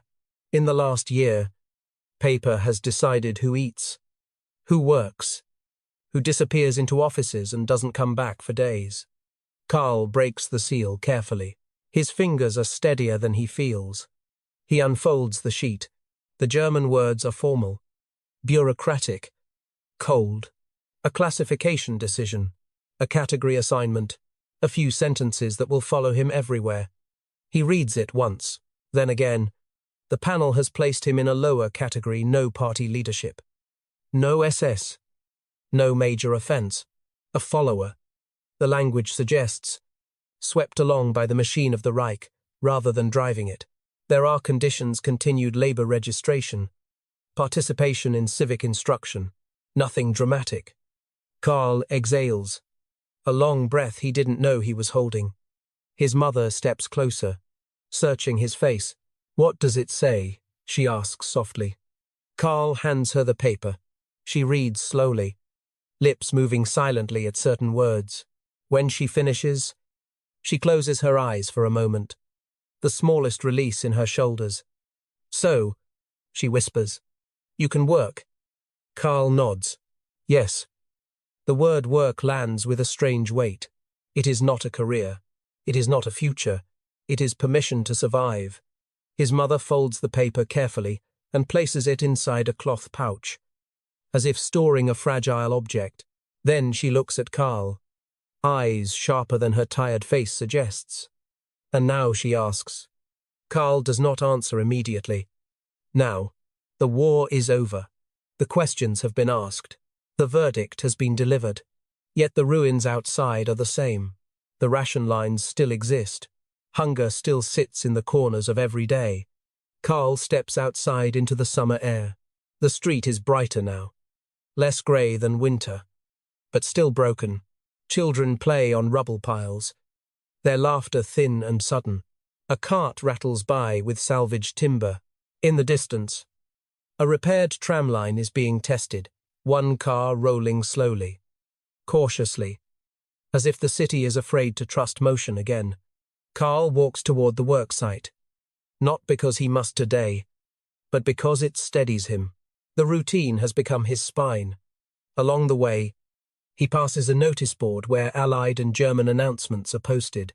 One headline catches his eye: new food shipments scheduled. Another, plans for elections in local councils. Another, a warning against black market trade. Elections. The word feels unreal. Germany has been ruled by command and fear for so long that the idea of choosing anything sounds like a foreign language. At the work site, men are repairing a roadbed. Karl joins them, picking up a shovel without being told. The foreman nods once, acknowledging his presence. No speeches, no congratulations. Life in ruins does not allow ceremony. As Karl works, Dieter appears older soldier, bitter eyes carrying a bucket of gravel. Dieter glances at Karl's face and seems to read something. "You got your letter," Dieter says. Karl nods. Dieter's mouth tightens, and he asks, voice guarded.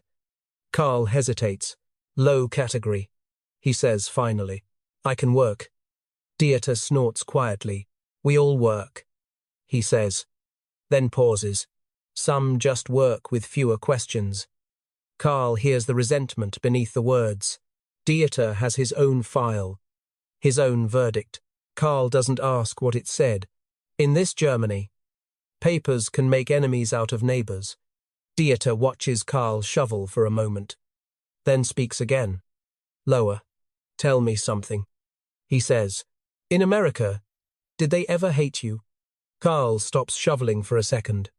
He thinks of guards who were bored, guards who were polite, guards who looked grim after the liberation news. He thinks of a Kansas guard saying safe like it was ordinary. He thinks of the American officer at the denazification panel speaking about rules. "They didn't hate us," Karl says slowly. "Not like he gestures at the ruins, not like this." Dieter's eyes narrow. "Then what was it?" Karl searches for words. "Control," he says finally. "Order. They kept us inside their system."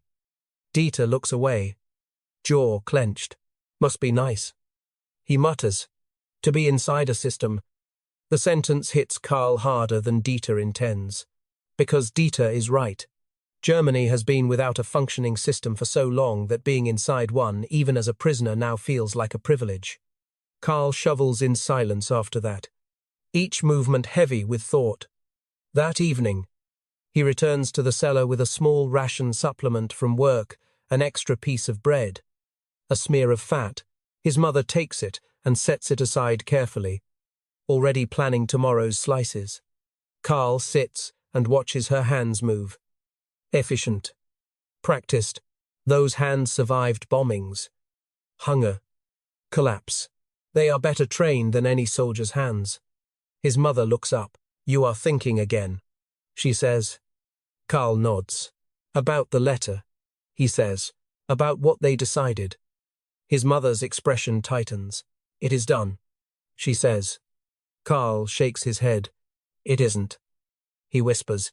"They wrote me into a category. But that doesn't change what happened." His mother's eyes flick away. "We cannot live in what happened," she says quietly. "We have to live in what is." Karl hears the exhaustion in her voice. He understands it. Hunger does not allow philosophy. But he also hears something else, the fear that if they look too closely at the past, the fragile present will collapse. Karl stands and steps toward the cellar entrance. Outside, the city is quieter in summer evenings. The sky is pale. A distant church bell rings from somewhere, perhaps a repaired church. Perhaps a temporary bell hung on a beam. Karl thinks of the American officer's words again. A state can keep rules, even in war. Germany broke its rules, broke its people, broke its cities. Now Germany is being rebuilt by the victor's rules. Karl feels the paradox tighten into a final shape. It is no longer just a strange memory of food in prison camps. It is the foundation of his life. He survived because the enemy fed him and kept rules. He returned to ruins because his own state could not. And now, his future depends on whether Germany can learn to become a country that keeps rules without needing an enemy to enforce them. Karl turns back into the cellar and looks at his mother, at the small pile of bread, at the classification letter folded away like a passport to survival. He understands that the verdict in the envelope is not an ending. It is permission to begin. But